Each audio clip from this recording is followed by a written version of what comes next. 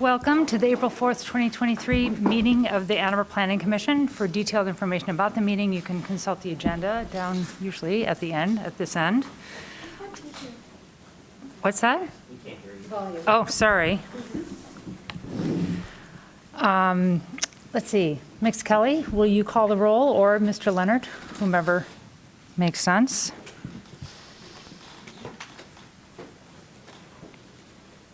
Yes, and I'm actually going to ask Planning Manager Leonard to do it.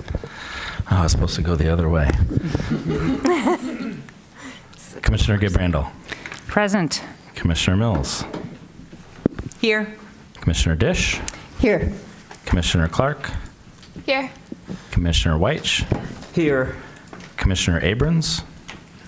Commissioner Sauvé. Here. Commissioner Hammerschmidt. Here. Commissioner Lee. Here. We have a quorum this evening. Thank you. Alrighty, approval of the agenda. Can I have a motion by Commissioner Mills, seconded by Commissioner Dish? Any discussion on the agenda?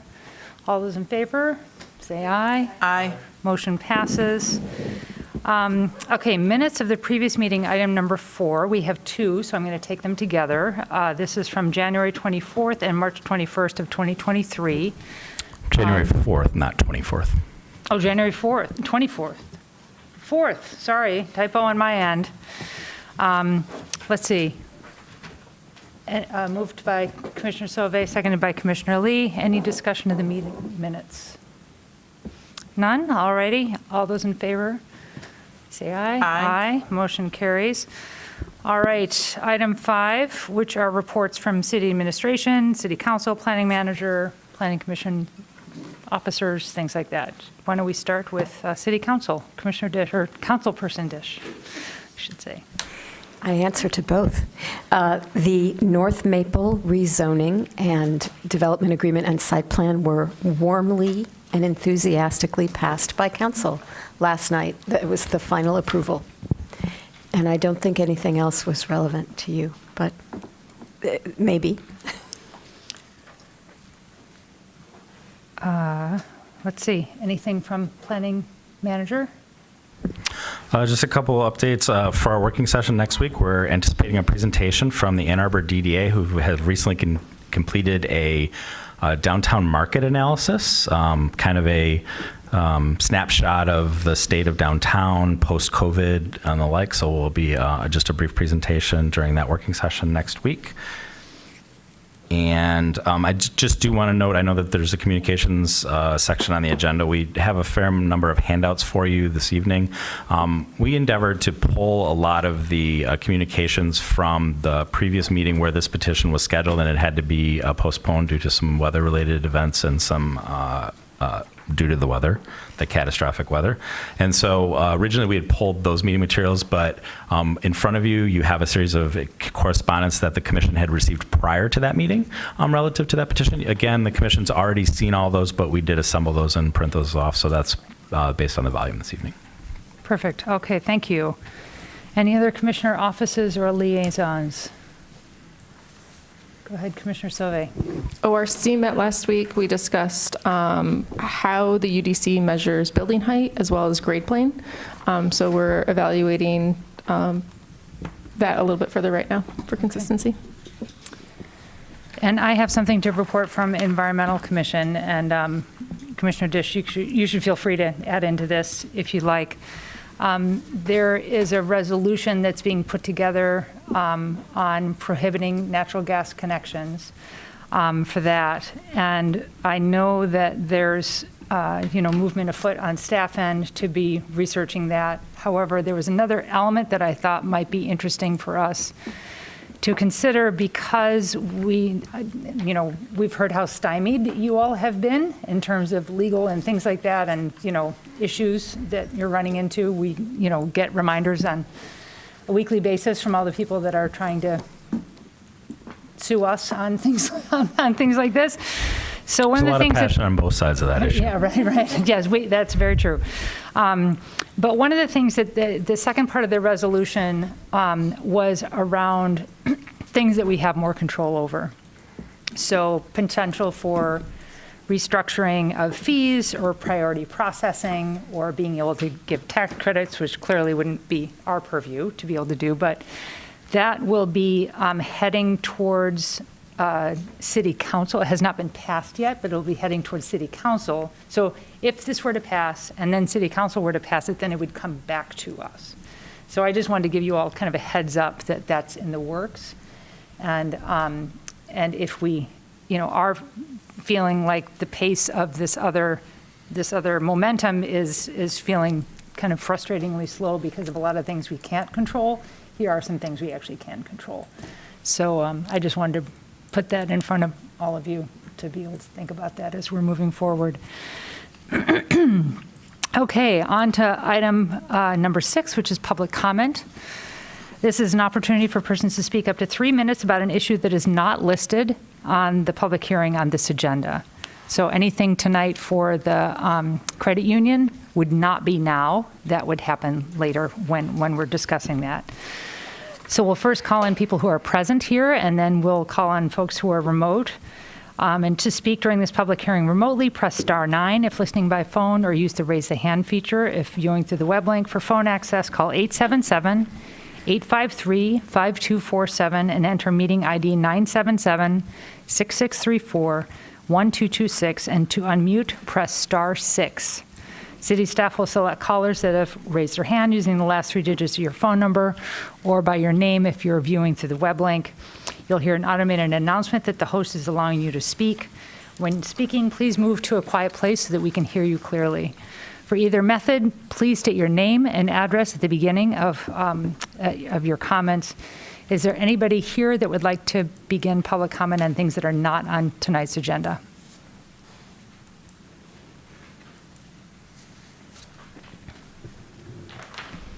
Thank you, Chair Gibrandal. Ken Garber, 28 Haverhill Hill Court. You can guess my topic. You already introduced it, the gas ban ordinance. Yeah, you just said that we're getting all these legal threats.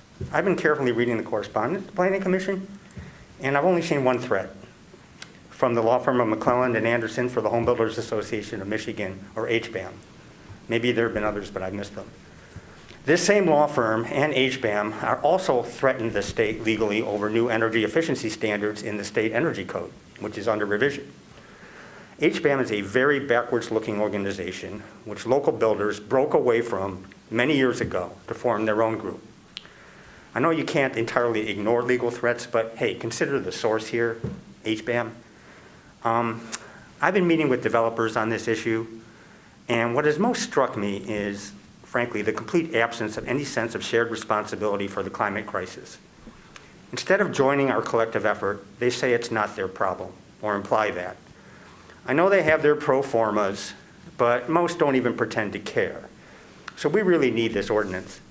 We're not going to get voluntary compliance, except at huge cost to the public purse. Perhaps we can work out an incentive structure, as Chair Gibrandal just mentioned, but I'm not optimistic. I mean, did we really think that we could do this without upsetting people invested in the status quo? It doesn't work that way. The 820 plan, 3 years in, is unraveling because it's coming up against powerful forces that are violently resistant to real change. That includes the construction industry and many developers, not all. But the answer is not to back down. Over 90 cities and counties have now restricted gas in new construction. There have been a few lawsuits, but those cities are holding firm. In your packet, you'll find petitions with 125 signatures in support of a gas ban ordinance for new construction. I ask you to stand with everyone who signed this petition and all the others who would have, and against those who seek to continue the insanity of locking in new fossil fuel infrastructure for decades to come. There are those who oppose the gas ban on the assumption that developers will flee the city for the townships, worsening sprawl, lowering density. I don't think that's going to happen. Okay, but let's say it does. This is like saying, gee, these companies want to discharge raw sewage into our river, but if we ban that, they'll just go across the border where sewage isn't regulated, and we'll miss out on all the benefits these companies bring. So forget the raw sewage ban. This is not how change happens. This is how you perpetuate the status quo. Change happens when you take a stand against the harmful activity. Thank you. Anybody else present who would like to speak for 3 minutes?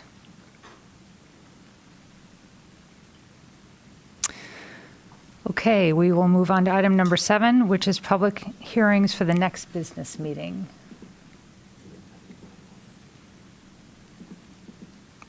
Or, I'm sorry, we never even went to the virtual thing. Yes, we got to go to the virtual thing. Sorry There are about that. currently no hands raised, No hands. Madam See, I Chair. knew that. That's what it was. I could just sense it. Anyway, so on to public hearings for the next business meeting.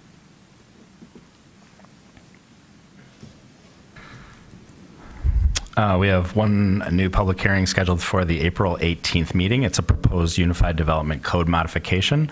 This is a proposed amendments to permitted and accessory uses in the TC1 Transit Corridor District, a proposed amendment to Chapter 55, Section 515, Table 515, Primary Use Table, and the Accessory Use Table, and use-specific standards to allow some automobile-related uses in the TC1 zoning district and some TC1 building height modifications. All right, thank you.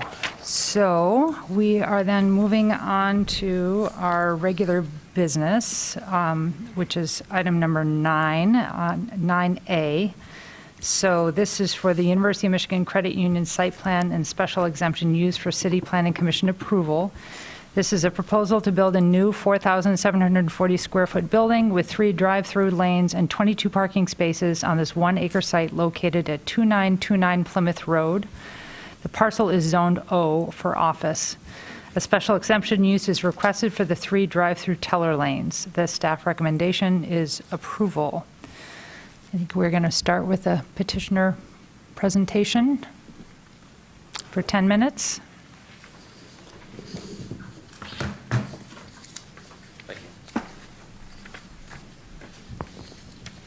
Evening, Commissioners. My name is Ted Hirsch. I'm with Midwestern Consulting. We are the civil consultant for this project. Here with members from the ownership, University of Michigan Credit Union, the project architect, Hobbs & Black, and the general contractor, JS Vig.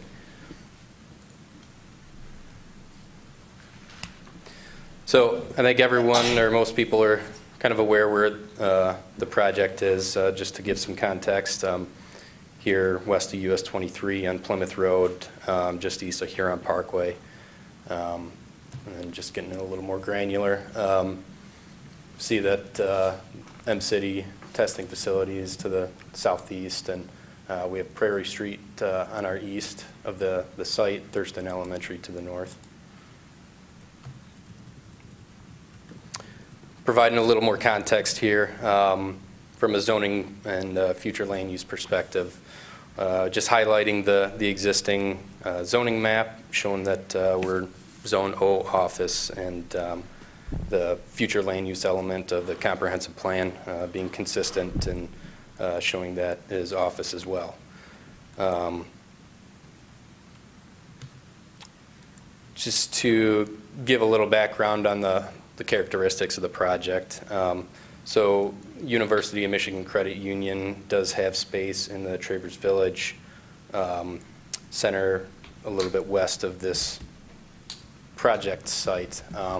So part of what this project accomplishes for the owner is it allows them to move into a larger space than what they have in this rented space or leased space.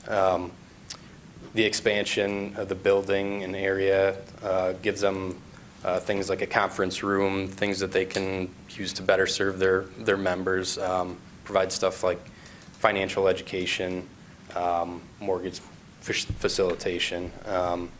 The site plan does include a drive-through, something that has been basically requested by their members, and something that they felt is an important facet of the project to include. Again, this site and the expansion of the The building area gives them better opportunity to serve their members. Purchasing the property allows them an ownership of the land rather than a lease situation that they currently have. And then just kind of highlighting the fact that there's no rezoning, no variances requested or required for the project as proposed. It does include a land division, so based on the evaluation of their needs and the chosen location does provide more site area than what they need to accomplish their goals. So the land division provides opportunity to allow them to accomplish that and then provide potential area for future development. There is landscape modification included with the project based on the street tree placement along Plymouth. It's kind of an existing condition where existing street trees along that stretch are located outside of the right-of-way, and many of those are landmark trees that we're intending to maintain, and again, just kind of maintain that existing condition. And staff has recommended approval of that modification. So, and obviously, as mentioned before, the drive-through that's included with the site plan would require your approval of a special exception use.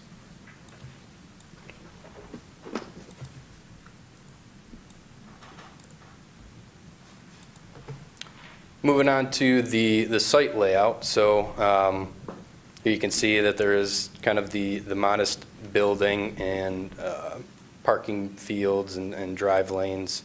The drive-through located behind the building, kind of tucked away. And then this second parcel left, it'll be cleared of, all the existing building and parking area, and then left just in a vegetated situation. So there is access from both Plymouth Road and Prairie Street. Currently, the Prairie Street approach for the existing site, that's to remain in its existing place. The approach on Plymouth, the existing approach is a little bit further west, and that'll be highlighted a little bit earlier, that's getting moved a little bit further east, again with the intent to allow for future development of that resulting split parcel, and this kind of central drive aisle to act as shared access, ingress, egress. The proposed layout does move this new building closer to the road than the existing building, kind of creates a little bit more of that pedestrian scale layout. It also increases the setback from the residential to the north. There's 22 proposed parking spaces, which is was the minimum required at the time that this was submitted. There was a minimum of 22 spaces and a maximum of 28. So ownership felt that the 22 was something that they could certainly initially move forward with and adequately serve the site. There are 4 deferred parking spaces at the the northeast corner that are included. The project includes 6 proposed electric vehicle installed parking spaces. Per the requirements at the time, that is more than double the required. I believe it was 2 that were required. 4 EVR parking spaces are included. Again, just slightly over the required minimum. And then from a kind of multimodal perspective, there are additional bike parking spaces that are minimally required for the development. So as I mentioned before, the existing curb cut on Plymouth, that approach would be removed and essentially relocated towards the center of the entire parcel, and then with that split, it would would lie along the eastern edge of this resulting second parcel. Again, the existing curb cut on Prairie to remain. There is an existing bus stop that would have to be shifted just a little bit, I think 30 feet to the east, 75 feet to the east, 30 feet east of the new approach to accommodate that relocation. And that's been something that was coordinated with the Transportation Authority, and they kind of provided direction on that location. From a utilities perspective, pretty simple. There's adequate existing infrastructure from water and sanitary, as well as storm perspective. The slide highlights the water and sanitary. So out in Prairie Street, there's both available water and sanitary mains. The water being 12-inch is adequate size, no need for upsizing. There would be a relocation of the taps for the leads. So new leads would be accommodated on that main, and that would be the same for the sanitary service as well. We'd make a new tap for that.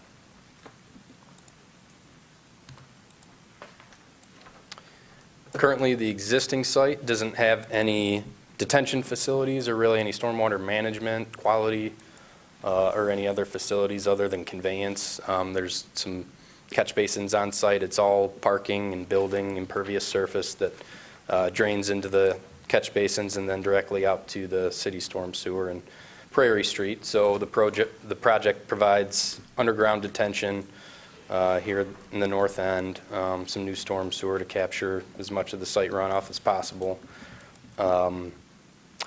There's no infiltration opportunity, so the volume provided is 120% of the 100-year storm volume.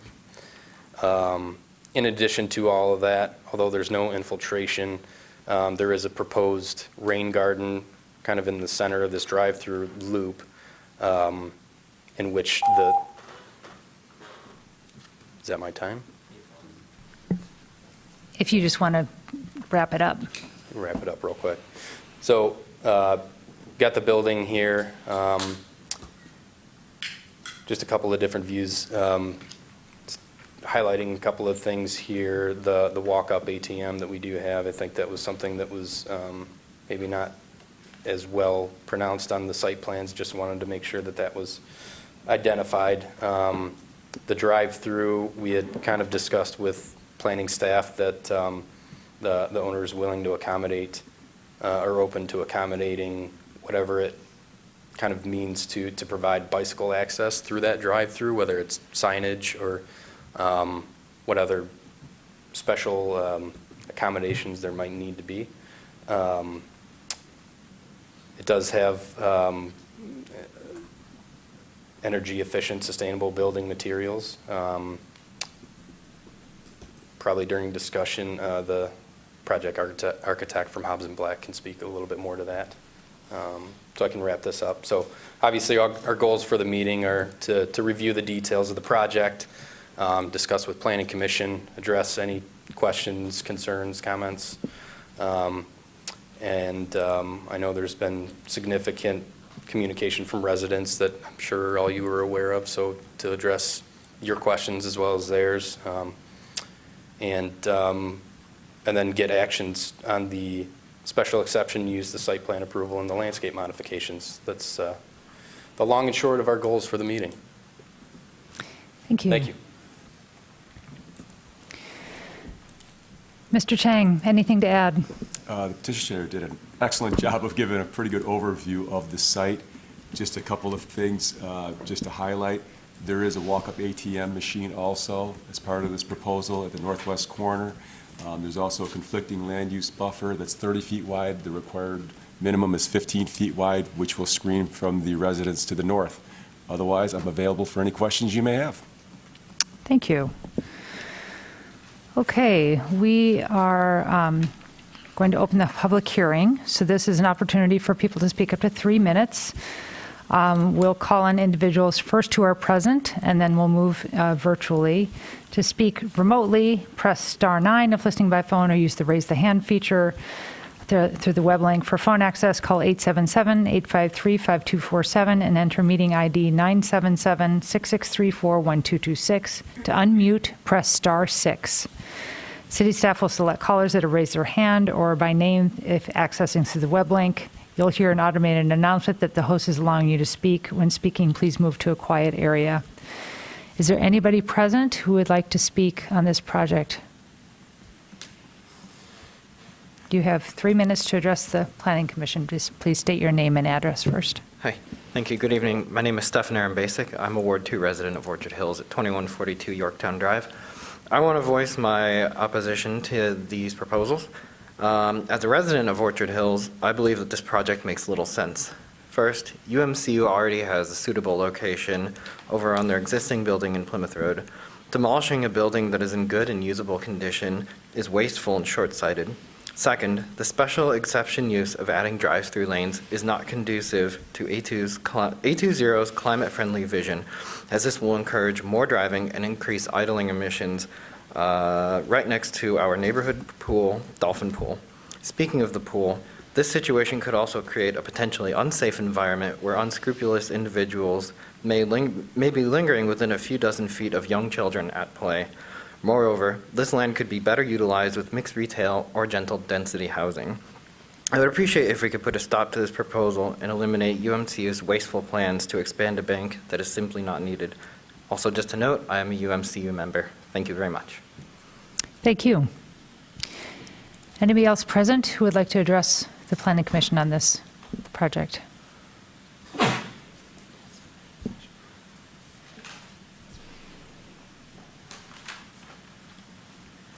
Thank you, Chair Gabrando. Ken Garber again. I don't live in the neighborhood, so I have a different perspective. I look at this and I say, another new gas-burning building? I mean, really? We can't electrify a single-story, 4,800 square foot bank branch that sits on 1.73 acres? I know we're splitting this into 2 parcels, but why not put in a geothermal field now across both to serve this building and maybe a future one? The contractor is JS Vig. I know they have experience with geothermal wells. I'd love to hear their explanation about why they can't do this, as indicated in the staff report. Maybe we'll hear that. I hope we don't hear the thermal degradation argument that circulating cold water through the ground will freeze it over time. That's been disproven, even in colder climates than ours, as long as you're also running hot water from air conditioning during the summer. As always, I calculated the greenhouse gas impact of natural gas combustion. I won't go through the boring figures. You can ask me later. It comes to 44 metric ton CO2 equivalent emissions a year. A couple of solar panels and a rain garden do nothing to reduce this. And I'm not counting unnecessary emissions from vehicles idling in the drive-through lanes. Other cities are banning drive-throughs altogether. In 2019, the Minneapolis City Council passed an ordinance banning all new drive-throughs, including for banks, because they increase greenhouse gas emissions and air pollution. The petitioner's framing of this drive-through as a public health measure is just silly. So we already heard from one credit union member. I also am a member. I want to remind anyone who may be listening that despite the credit union's name, it's not owned by the university. Rather, it's a member-owned cooperative. I'm a member, and this gentleman, and of course many others, we all own the credit union, not the U, and not the executives who came up with this plan. According to the credit union's December 2022 call report, the UMCU has member deposits totaling $1.15 billion, representing 85% of total liabilities. That's our money. So if you're listening and you're a member, join me at the credit union's annual meeting on April 25th, 3 weeks from today, to protest this plan. Any member can attend. The meeting takes place at the Jackson Road branch and starts at 5 p.m. Hope to see you there. Thank you.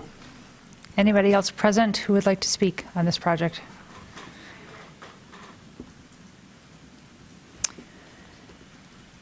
Do we have folks in line virtually?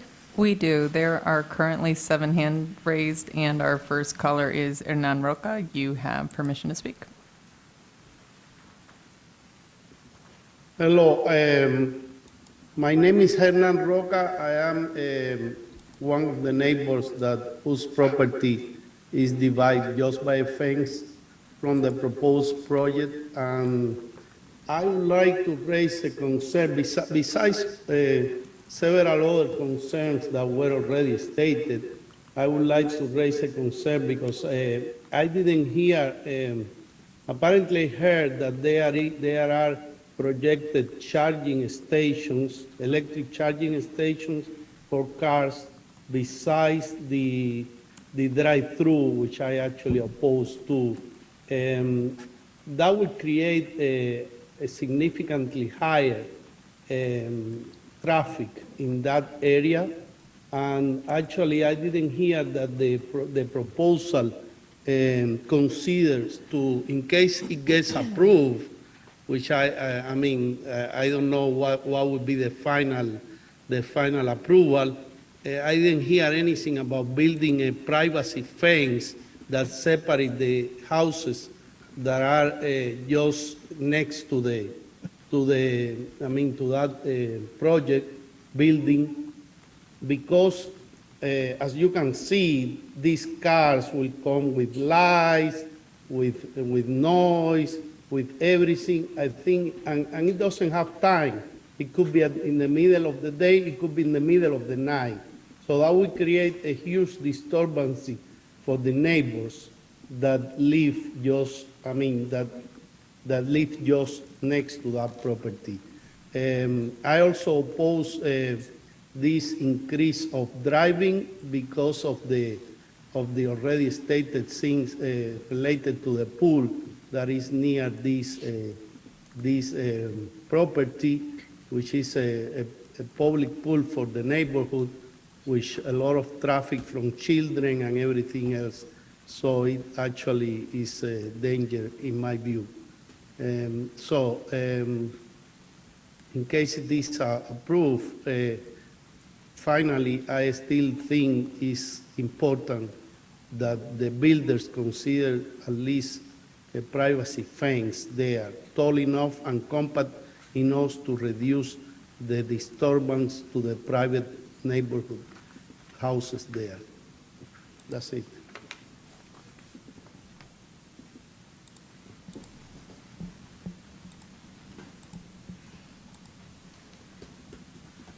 Our next caller is Adam Yaskevich. You have permission to speak. Hi, this is Adam Juskevich, 1430 Las Vegas Drive. I spoke to you some time ago about a drive-through bank on the West Stadium corridor at the former car dealership lot. I urged you not to allow a drive-through bank at that location. Fortunately, you did not. However, a few years ago, Planning Commission approved a drive-through for another bank across the street on the old car wash lot. Development has now started on that bank, so it appears the first new development since zoning the West Stadium corridor as TC1 is going to be a drive-through bank. Lovely. If we are serious about our goals as a city, we need to do better. We are in a climate crisis. We have pledged to cut vehicle miles traveled in half. We are in a traffic violence crisis. We have pledged to eliminate KSI crashes, A20, Vision Zero. We won't get there if we keep building car-centric developments. We won't get there if we don't get serious about transforming our roads into livable spaces usable by people with all modes of transportation. Another drive-through bank does not get us there. We're also in a housing crisis. There's got to be a better use of this land than yet another drive-through bank. You have the discretion to decide whether or not to allow drive-throughs. Please deny the special exception use for this drive-through bank. Thank you.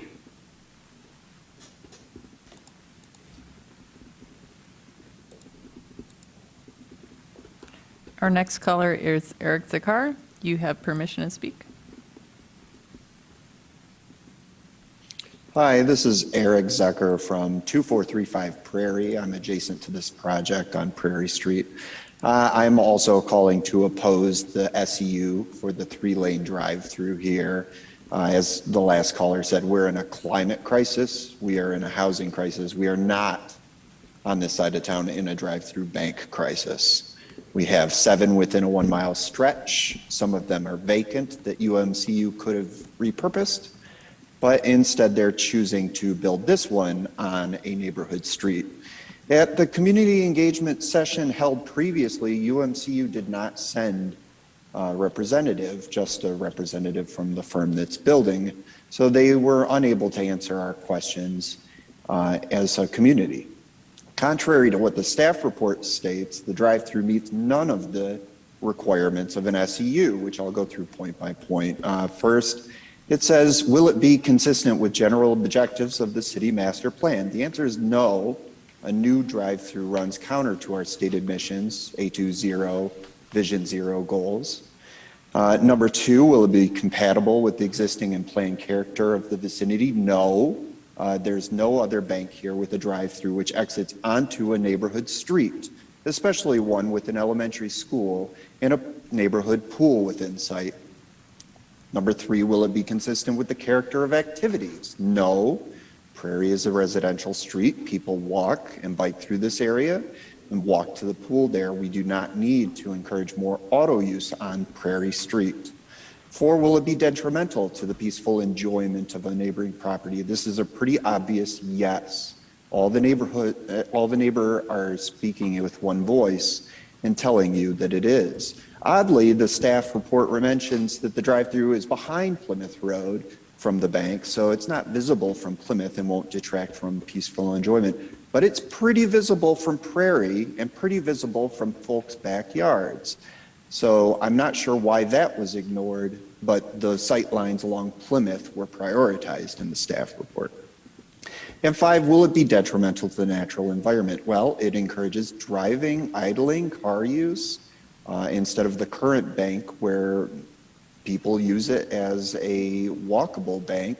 It's closer situated to the North Campus. A lot of students use it. And also this site was requiring the removal of 2 landmark trees. So yes, it is detrimental. This area is already a prime example of a 15-minute neighborhood. The existing UMCU branch down the road is a good part of that. Adding a drive-through bank creates more problems than it solves, and we'd be better off with none of the current drive-throughs here. But if there are to be drive-throughs, UMCU could just repurpose one of the vacant ones next door. Thank you.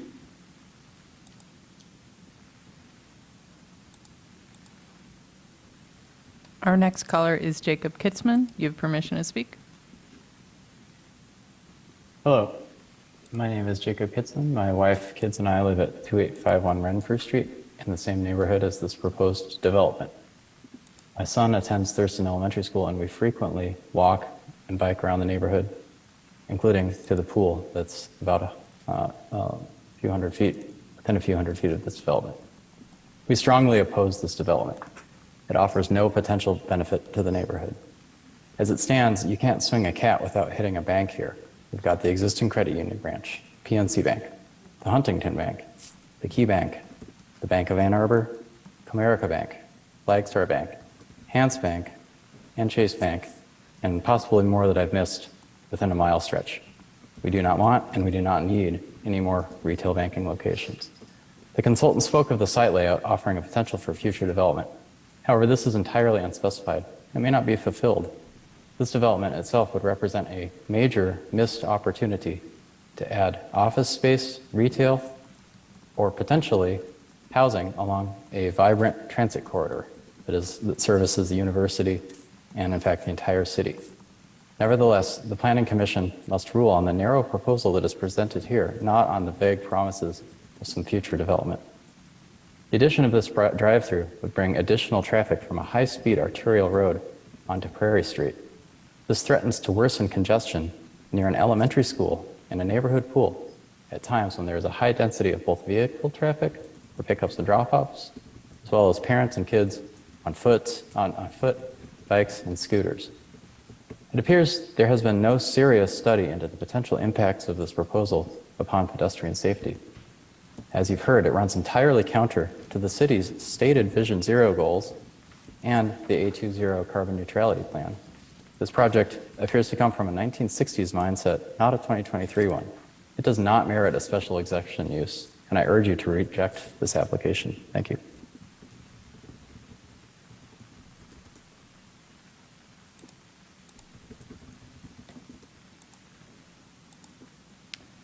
next speaker is Libby Benton. You have permission to speak, and there are 4 more hands raised after Libby.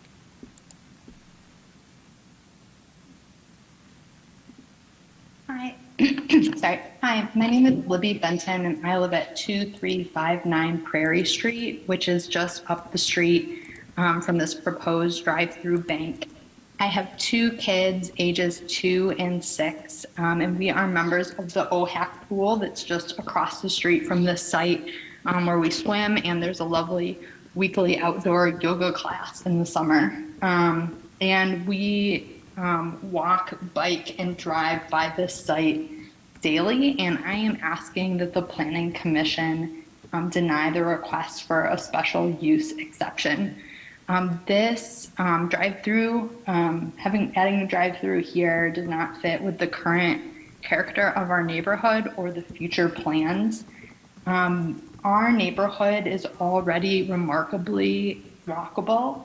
We're able to walk to some middle school and elementary school, pools, a hardware store, pharmacy, library, grocery store. And that's really what drew our family and a lot of other young families recently to this neighborhood. And the city has already made investments in helping make our neighborhood walkable, including bump outs along Prairie, a roundabout on Nixon and Plymouth, bike lanes along Nixon, and the city's overall goal for this, neighborhood but in particular, and the city in general, just doesn't align with a drive-through.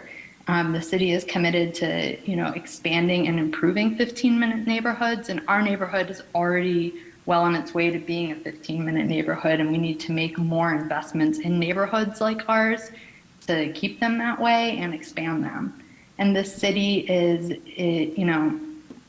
is committed to increasing density along transit corridors to reduce driving. And this is just an ideal location where I'd love to see more retail, commercial housing so that more people, more families can access the great amenities that we're able to.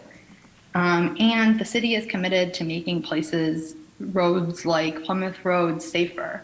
And areas like this safer for walking and biking to encourage that over driving.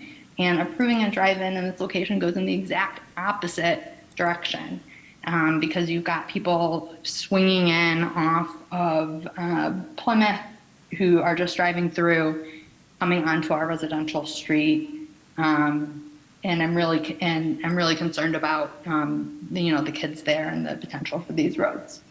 So I would really ask that you deny the special use permit, and I look forward to City Council and the Planning Commission moving in a direction that makes it even easier to build more density here. Thank you. Our next caller is Michelle Hughes. You have permission to speak.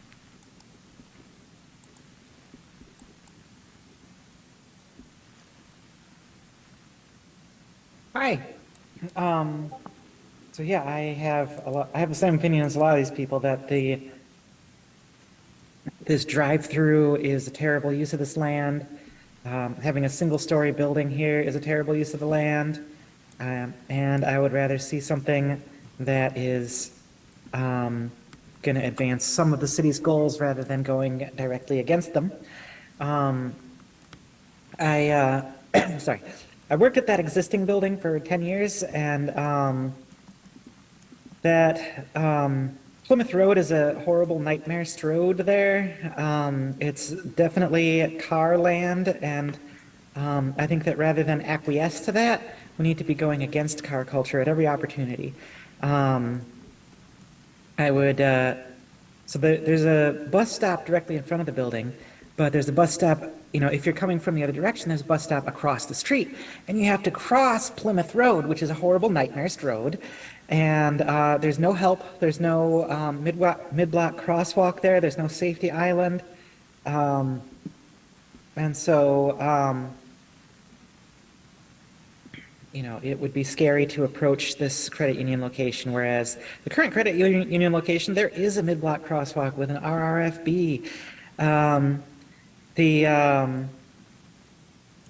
I used to walk from 2929 Plymouth to, the Plymouth Mall and the Traver Village to do lots of stuff, get lunch, go grocery shopping and stuff like that.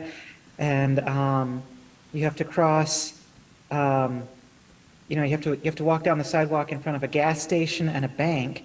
And neither of them ever shovel the sidewalk in the winter. So basically the whole neighborhood right around, that it needs to be improved for pedestrian safety is what I'm saying. And putting another bank that you have to walk across that's going to be far removed from everything is a terrible plan. A drive-through is just going to encourage everyone to drive. And people who are currently going there using other methods, it's going to make it difficult for them. So yeah, this is the opposite of what we need. Please deny the special exception use for the drive-through.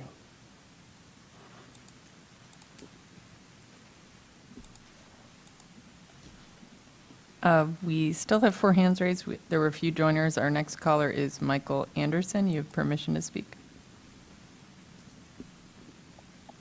Hi, I'm Mike Anderson. I live at 2844 Briarcliff. I'm about half a block away from Prairie, right near where the dolphin pool is, and right around the corner from where this location that we're talking about is. I just want to reiterate and emphasize a couple of things that people have said. The first is it true that there was no traffic study conducted with Plymouth Road and Prairie Street? I mean, I find that hard to believe because, during the school year, at rush hour in particular, that is a very busy place, not only with cars, with people dropping off their kids in the morning, but also with people walking with their kids to school and kids walking by themselves. So any reasonable person would expect there to be a traffic study done to measure that during the school year. But there should also be a measurement of it during the summer when the dolphin pool is going on, because it's not just people a few at a time over the course of a day wandering into the pool. There are also lessons being held. And being from half a block away and a person who walks his dog, I can tell you that when that happens, again, there's a lot of congestion. There's cars, bikes, and lots of kids, lots of very young kids. And that's something that one would hope would be taken into account before deciding an issue like this. But I understand that there's been no traffic study done. Finally, and I won't take all of your time, but the other thing is, the dolphin pool has been there for a long time. I started going to it when I moved here in 1973. That was a while ago. And Ann Arbor at this end of town looked very different then. If you went up Nixon Road in those days, you found farms. Now you find that Nixon Road is busy with lots of traffic because there's a lot of construction up that way. That too adds to the traffic through Prairie as people try to get around getting onto Nixon from Aurora, which is the street a block away from there, and instead cut down streets like Briarcliff and exit onto Plymouth Road from Prairie. So it really, really can be a mess, which you would know if there had been a traffic study, which I understand there hasn't been. So anyway, I hope that nobody moves forward on this until a proper study is done and the safety of children, particularly children, is taken into account. Thank you very much. Our next caller is Pravina Ramaswamy. You have permission to speak. Hello, my name is Pravina Ramaswamy. I am a UMCU member and a resident at Bromley, which is the neighborhood that backs onto this proposal. I will say that many of the people who've called in have the same concerns I do. I am wanting the Planning Commission to really evaluate this area. If you go and see from a traffic studies proponent from Plymouth Road, the backup will go from Huron Parkway all the way down that center lane. This morning I saw it go all the way down to Georgetown Street. It was backed up fully. Morning when school starts, you'll start seeing people trying to turn left and right out of Prairie and onto Prairie from Plymouth Road. So this intersection that has a 45-mile-per-hour lane, you'll see a lot of congestion just from the existing traffic. And then to know that there is a proposal for 3 lanes to go onto a neighborhood street onto Prairie, then come on and off that will cause even more problems. I have counted 7 buses from the Ann Arbor School District that come down Prairie in the morning and leave at 3 o'clock. So these are all areas that are already highly congested. Also, a concern of mine is this is a space that you're proposing a single-use building in a community that's in a community and in a T1 zone where it's a transit corridor for very few people to potentially use. We are in 2023 in a digital world. I don't understand why we need another large bank. Second, UMCU currently is in a great location from an accessibility standpoint. It's near the students, near the bus lane, it's walkable, it's bikeable, it's accessible. I'm not opposed to UMC coming, but I would love them to be part of a community where there's more use of that space, where there's a daycare center, retail, whatnot, to make it more part of the community rather than the cookie cutter bank that you see throughout the city. That's just a single-use large building with 3 huge lanes going into a neighborhood. So I really ask the Planning Commission to really think about what the future of Ann Arbor is, what the future of Plymouth Road is, and really think about how we want to move forward as a city and as a community and the people that live here. We want it to be bikeable, walkable, and we want to make sure that it's safe from a traffic perspective. So please do a traffic study and understand what happens every day on that street and how many near misses I have seen and I have actually almost had. So please reconsider or consider not proposing, going forward with this proposal. Thank you.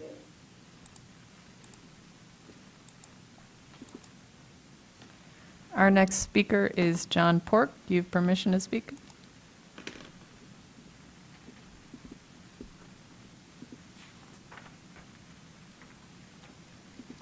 Everybody, fuck you. Fuck this.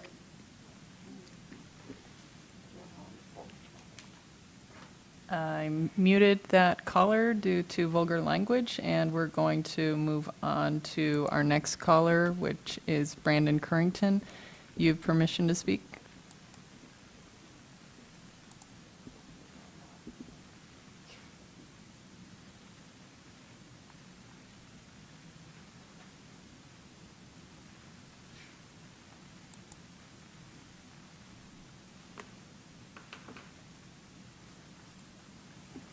Brandon Currington, you have permission to address the Planning Commission.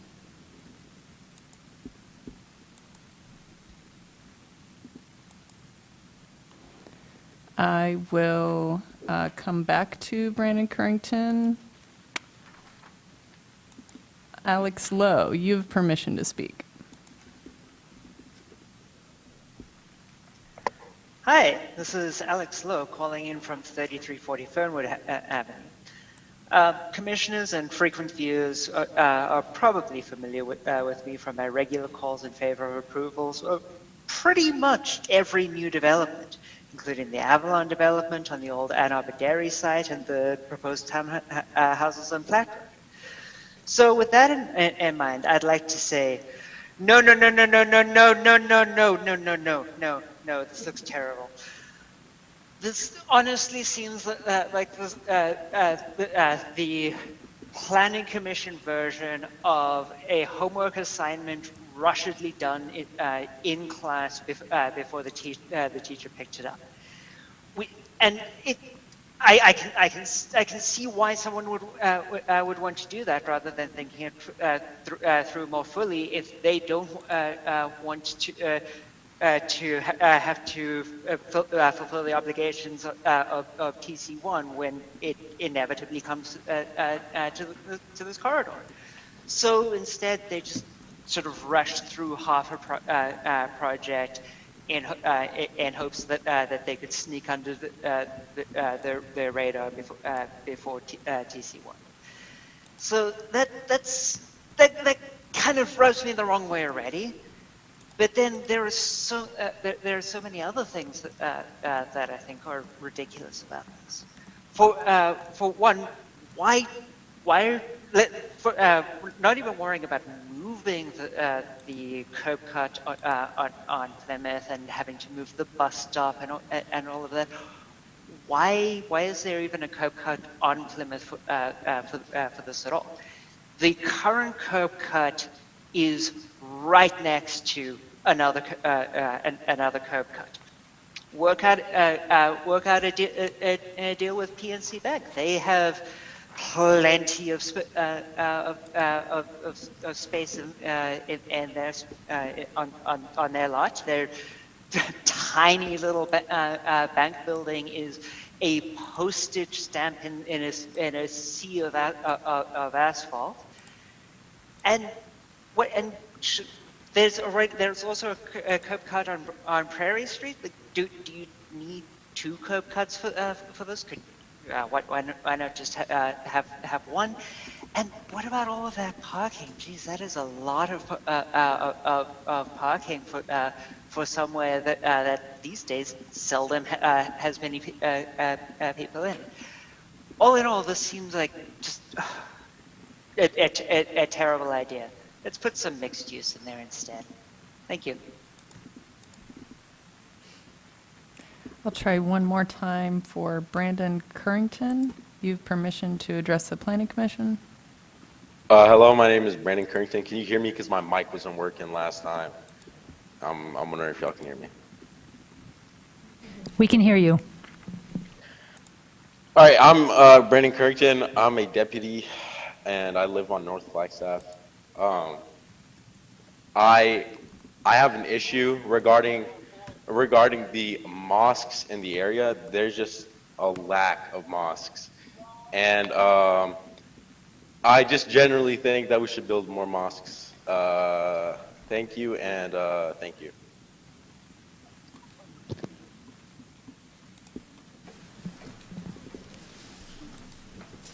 That was your last caller. Okay, I'm going to read the proposed motion, and then we will go into discussion. There are 2, so I'm going to read them together. The first one is the Ann Arbor City Planning Commission, after hearing all interested persons and reviewing all relevant information, finds the petition to substantially meet the standards in Chapter 55 of the Unified Development Code, Section 5.29.5, Special Exceptions, approves the UMCU special exemption use for a 3-lane drive-through bank facility with the following condition. This approval is based on the following findings. Number 1, will be consistent with the general objectives of the City Comprehensive Plan of office uses in the area. And number 2, the proposed use will not adversely impact traffic, pedestrians, bicyclists, circulation, or road intersections based on the location. The proposed use is consistent with other surrounding uses' traffic impact. The second motion is the Ann Arbor City Planning Commission hereby approves the UMCU site plan subject to, number 1, demolishing the existing structure on site, number 2, dividing the subject parcel from the parent parcel, and number 3, a landscape modification for the location of street trees outside the public right-of-way as required in 5.20.10 of Chapter 55. That is the motion. Moved by Commissioner Dish and seconded by Commissioner Mills. We are in discussion. Commissioner Weich. Because the SEU is in the motion that we just did, could we split them out? That is to say, to deny the SU but approve the site plan? Or because we read the motion together, we would have to vote both down? You can take the motion separately, but then the site plan is not going to comply because the SEU would be required. I just wanted to but check. yes, you could take them separately. Okay, great, thanks.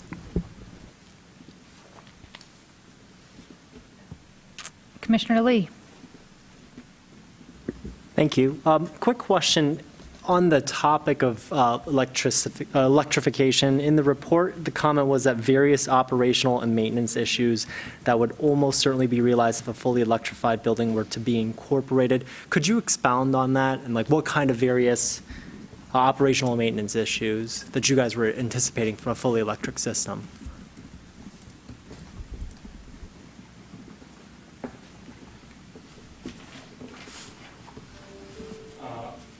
Good evening. My name is Tom Phillips. I'm with Hobson Black Architects. The issues are really operational as well as cost and maintenance. So the electrified system that's been referenced frequently here requires significant more maintenance and operational cost than the traditional system for facility of this size. And so the decision on which direction to go with the system is more about the system itself than the actual fuel. So that's an ongoing discussion, but at this point, we have not designed the mechanical system, although traditionally, we normally use a more traditional fueled system that the bank is more comfortable with and is both economical and something that's more maintainable. There isn't actually like a list of things. I'd like to be able to give you like a list of like problems with, for example, heat pump systems. There really isn't anything like that. It's more of a facilities operation question that each business has to address. Okay, thank you.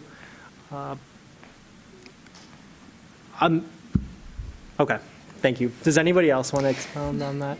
Sure. I think a few of us would. Commissioner Dish? Yeah, okay, so I guess we could start there since we just started there, but, so I don't mean to be ungenerous, but did you just say that because we are not accustomed to electrification, we didn't explore it and we don't think it will work?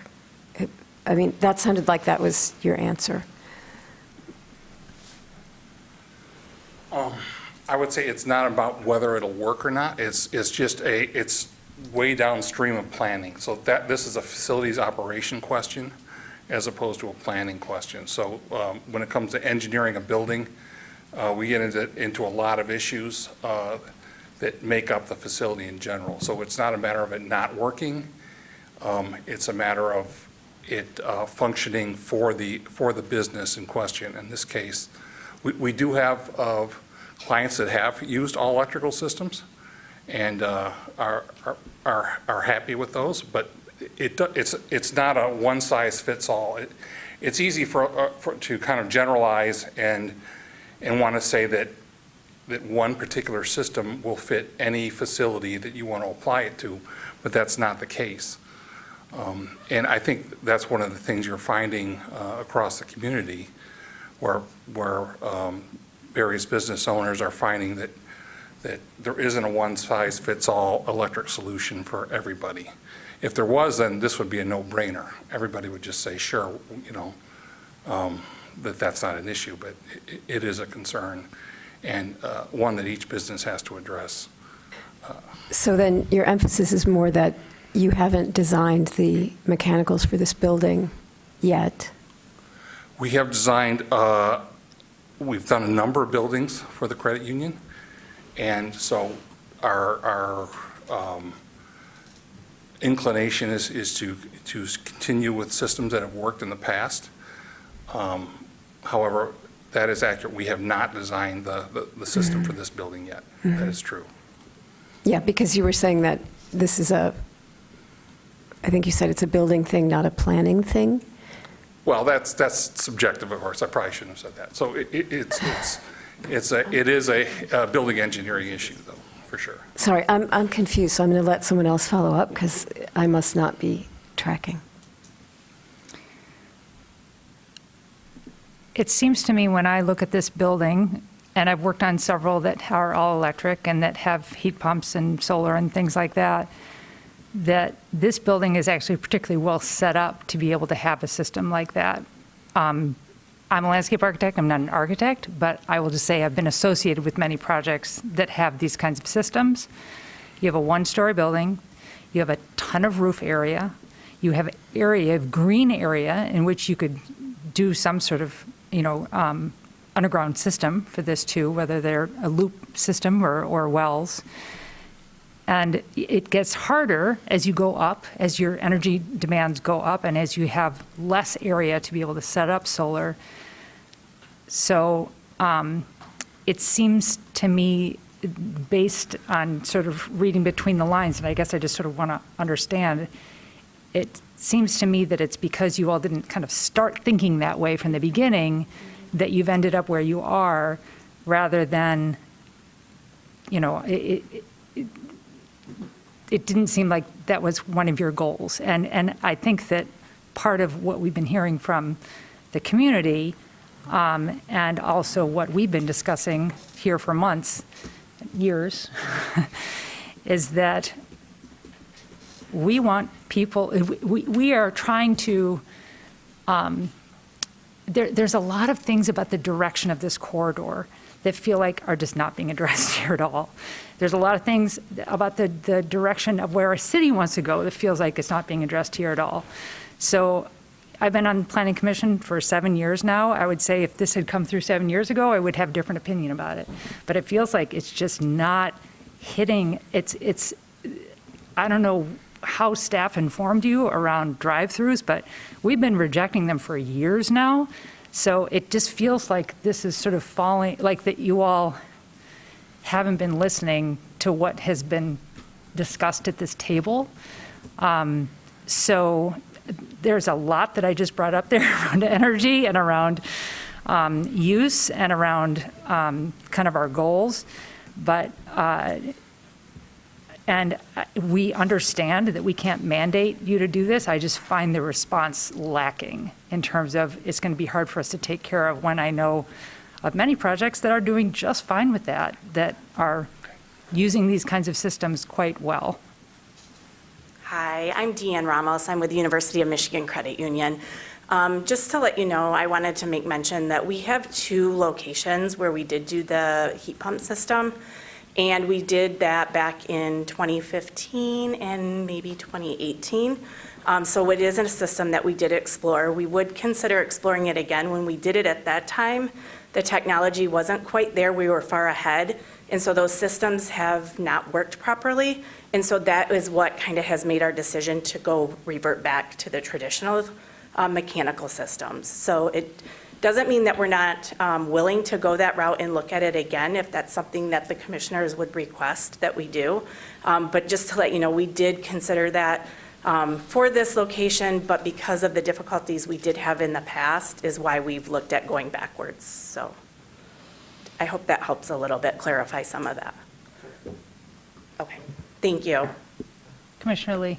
And to follow up, and it was mostly out of curiosity because I did find that description of various maintenance and operational issues would likely be fully realized. It would just seem vague to me. So I appreciate that you guys have done heat pumps in the other 2 locations, but you guys have had bad experiences with them so far. So that is helpful. It doesn't mean that the technology hasn't improved and we wouldn't consider maybe looking at something different for this location. Sure. Thank you. You're welcome. I was planning on actually asking questions about something else unless somebody else wanted to ask more questions on this topic. Okay. One of the things I wanted to say that I really liked about this is the rain garden, the stormwater retention. So I just did want to positively note that this currently is an asphalt site of a parking lot, and that the fact that this can actually retain water is actually very helpful. The other question that I wanted to ask was what's happening with parcel 2? Would it remain office? And what are some of the discussions around, from a continuity of urban form standpoint, what are some of the thought process behind the remaining 42% of the land on parcel 2? Great question, and thank you for asking. We have not had significant conversations about what would happen and what we would do to either develop or look at what could happen or a developer developing that site at this point. We are trying to kind of break it in almost 2 phases. Mm-hmm. Let's get through phase 1, and then we'll consider what happens with the second parcel going forward. So. Got it. Understood. Thank you for that. And then let me get to the salient one that I think a lot of people have called about, which is, we talked electrification. I will eventually come back to that. The other one I want to talk about are the drive-throughs. I wanted to ask about utilization as well as the petitioner's thought process in why they're requesting this, given obviously the discussions that we've had about drive-throughs in the previous sessions here. And so if you could tell us a little more so that we can understand from your perspective, this is the utilization rates that we expect or things of that nature that helped us to better understand why 3 lanes are included in something that is, again, turning off of a residential kind of area. So in the 3 lanes, one is an ATM drive-up, and the other 2 are actual pneumatic tubes where a teller would assist a member or car driving through. So there are 3 lanes, but they're not the same type of 3 lanes for the drive-through. From our perspective, especially going through the pandemic, our operation was only open for drive-through traffic, as was many other businesses throughout the world, I guess, the country for sure. That's how we operated and served our members, was that way. And so we feel, should anything like that happen again in the future, it's definitely a way to still serve our members, to help them, and keep everybody safe, the members and the team members in the building. In addition, it's about choices for members. Ultimately, is how do you like to utilize your financial institution? Do you want to drive through? Do I have kids in the car? Am I just had a surgery? Can I not get out? Are there things that are restricting me from walking into a financial institution? So there's lots of reasons behind wanting to have the drive-through service to really be able to provide that to our member base. So. Gotcha. Thank you. It's really always helpful to hear from the petitioner about the rationales of how it's being utilized and for who you guys are thinking that of. To add on to that, I think the concerns that we have and that we voice are it adds additional conflict points between non-motorized transportation and obviously auto-centric vehicles. To that effect, I wanted to ask just about the design orientation intent of having the front facing west. And I wanted to just get a sense of, I'm not sure that I saw a elevation from the Prairie side, but what the experience of a pedestrian on Prairie might feel like on that corner. Okay, I'll turn that over to the Oh, thank you. East. Thank you. So they'll look at basically drive-through lanes in the rear of the building. It's basically a 2-sided building. It faces both Plymouth Road and it faces west as well. This is the orientation towards the office, or the kind of the functional aspect of the facility. So, correct. Got it. Understood. I think a lot of folks have expressed some concerns about kind of the communal feel of it. It also stands to reason that Plymouth still is an auto-centric corridor, of which the community visions are intended to be, again, more non-motorized transit, as well as additional, we've talked about porosity of non-motorized transit. So thank you. Talked about design, electrification. I would also add that with the concern expressed about vehicle traffic and so on, if you're aware, the existing facility has a 146-car parking lot, and we're proposing 22. So, and that is in the same orientation, same location facility. We're also, if you look at the site plan as it exists now and as we're proposing it, it's significantly less dense, less porous in terms of open space and green space and so on. It has a much lower profile, both facing the neighborhood and facing both street fronts. So those are some of the assets that we viewed this facility over what is existing there.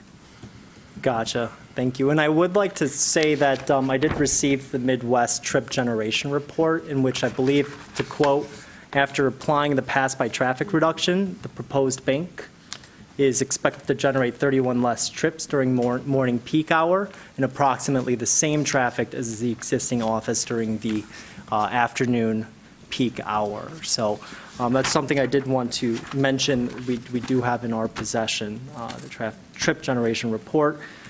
I think I've taken up plenty of time. I'll yield the rest of my time. Thank you. Commissioner Dish. I have just a question that follows from that, if I may speak for the layperson, as the representative who represents laypersons. I don't know what pass-by traffic reduction actually means. I mean, I could probably make a stab, but yeah. So The pass-by reduction accounts for vehicles that are already traveling on Plymouth or in the vicinity that this isn't their destination, but because they pass by and see that this is an opportunity that they may be able to take just because they're in the area. So when we look at trip generation, and we're comparing this proposed use to the existing use of an office building, those are the office building itself, that use generates, a certain number of trips dedicated, AM and PM peak hours. The same with the bank, but there is that reduction because the bank has a little bit, there's not as many compared to an office use of people that are just happen to be driving down Plymouth that see an office building and think, hey, I'm going to stop in there. Whereas, a member might be driving by to a different destination on Plymouth, but see that, hey, there's my bank and I might be able to make another stop in there. Okay, so the thing that is confusing, and again, it might just be me, is that it's actually an attractor. The bank is an attractor. I pass by, I think, oh, I can zip by that ATM and pick up some cash. Whereas with the office, it's not, unless I had a specific reason for going there, I'm not going to spontaneously go. So it's a pass-by traffic, it's called a reduction. Right, and I think it's more in relation to evaluating traffic on those streets, right, on Plymouth Road and on Prairie. So there's an evaluation of how much traffic is being generated on these streets. Mm-hmm. So that reduction happens because a percentage of those vehicles are already traveling down Plymouth or Prairie for a different destination. I see. So they were going there anyway. They were going to a different destination. They were going somewhere that wasn't the bank. Correct. So they don't count as traffic. As added traffic. As added traffic. Okay, that's interesting. But from the perspective of conflict points, it seems like they do count as added traffic. Okay, then I feel clearer.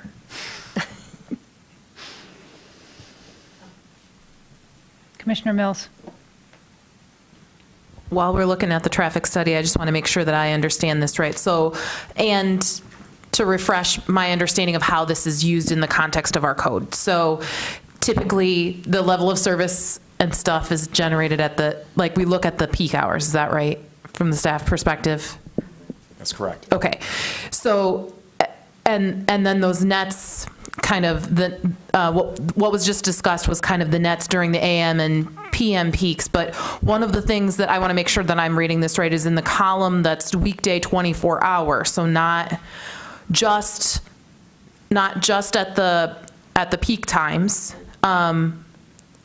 It looks like overall a bank use is more, even though the square footage is 1/8 of what it was before. Am I looking at, this is an activity to Commissioner Dish's point where there's lots of more turnover of cars throughout the course of the day. It's not necessarily, and you can correct me if I'm wrong, it's not necessarily in the peak times, right? Because it's not like everybody's starting work at the same time. They're coming and going throughout the day. Am I reading that right? Right, so, I understand that that's likely the case with that specific column there, that you're probably reading that right. I would want to consult with our traffic engineer, I'm not the expert on that specifically, but yeah, the standard is to look at the peak hour volumes, and that's more of what I'm familiar with, but I can Great. Come back to that. Well, and I would just point out that this is the standard. It's been a while, actually, I feel like, since we as a commission talked about what is our standard that we regulate for, and kind of what it is that we're looking at. One of the points, I think, Commissioner Dish, that you just brought up that I wanted to highlight, because we've talked about it before, is typically, these traffic studies are done for looking at the intersections and the level of service in the intersection, and they don't always take into account, the people coming and going at the driveway, or like at the sidewalk, right? And how many times that driveway is being used. Is that fair from a staff perspective? Am I articulating kind of how we think about the traffic studies in the context of our deliberations? Kind of. Okay. So just to a very high level of you're referencing the code. We rely on data that is very industry adopted. It's the ITE manual, and based on land uses, that predicts a trip quantity for a use that we haven't experienced yet. And it's based on data from around the United States, and I think perhaps even larger. And it sort of aggregates use experience of things like banks and things like drive-throughs, and it attributes a certain number of trips to those. It takes into account how that use becomes a destination. This use can changing from an office, which might have, as was mentioned, more of a turnover. It might be more of a destination. A bank, that's not to say it's not a destination for some, but it also at times is going to have sort of pass-by traffic. That is sort of the nature. That's one of the reasons that banks invest in corridors, because they want to capture people driving by and say, oh, wouldn't it be really great for my bank to be there in the future so that I can just take care of things on my way to school or such and such. So that is a gateway into traffic study or not. Traffic study then does those things where it looks into modeling once it goes over a threshold, and that's 50 peak trips per hour. Once it exceeds that, we require a traffic study. That is where you're getting into plugging that projected trip generation into the existing computer model of our network. And that, in that case, the traffic engineer for the petitioner is going to work with our traffic engineers. They're going to make sure that that is being inputted correctly. They're going to make sure that the assumptions are right. It's going to rely on traffic counts, and it's going to project things like, okay, with this development, then the average wait time for a person at this intersection is going to be increased by, and it's typically like 0.4 seconds or by 8 seconds or something like that. In this case, that trip generation didn't get to that. That said, you're talking about how it relates to driveways and connections. That review happens as well. The transportation and our project engineers are working to look at the site layout just from how it intersects with our right-of-way. How are the visibility, how are pedestrian routes impacted both on public rights-of-way and others? So I just want to make sure that there's a distinction. Even though a traffic study is not being done for a project that falls below that threshold, professionals at the staff with technical expertise beyond Chris and I as planners are looking at specific aspects of the details of those curb cuts and how they interact, and looking at things like how is that curb cut going to relate to visibility of the road that it's going to. So both of those are happening, and I just want to, you were sort of aggregating a few things, and they actually happen a little bit separately. Thank you for that, for the clarity on that. And part of this is because we have so many people listening who maybe have not had all these conversations. So I think it's helpful for people to understand. And thank you for staff for explaining kind of how these things all work together. Like making sure that, in this case, bus stops are put in a place that is not making things unsafe for people making turning movements, making sure that there's visibility on the sidewalk. All of that stuff is there. Is it also fair to say, though, that we don't necessarily, like, based on this, there could be more cars coming in and out of the driveway. And, like, there's not something, like, that's not a standard that we have that's saying, like, hey, I mean, for the movements themselves, they're safe. But at least as I'm looking at this, it looks like even in the 24-hour period, there may be more cars coming and going here. Yeah, there could be, but again, we are making assumptions based on a projection of data. We cannot approve a plan that says, hey, you can build this so long as no more than 75 cars enter that driveway at a time period. So we have to do our best to predict what that is. Yes, it could result in increased traffic, and I would take that a step further. I don't profess to know the detailed history of this office. We heard some callers who have experienced that. My perception is that office has not been used to its full capacity for some time. And so even though this is a smaller building, when comparing some of that data is somewhat blind to the actual utilization of that office. It is an office square footage number that is applied from us trying to find measurable data to consider whether that office, frankly, is fully occupied or it's a tenth occupied, because the potential is there. So that's another piece of it. When you're comparing this, there are some changes into both the inflow, the peaks, but you're also talking about a smaller square footage just for this portion of the site. So it's complex. That gets to the next part that I was, like, the next case that I was making. And so just for people too who may not have this study, like, it's comparing, it's suggesting that over the 24-hour period, general office at the size of what's currently on the site generates 436 trips,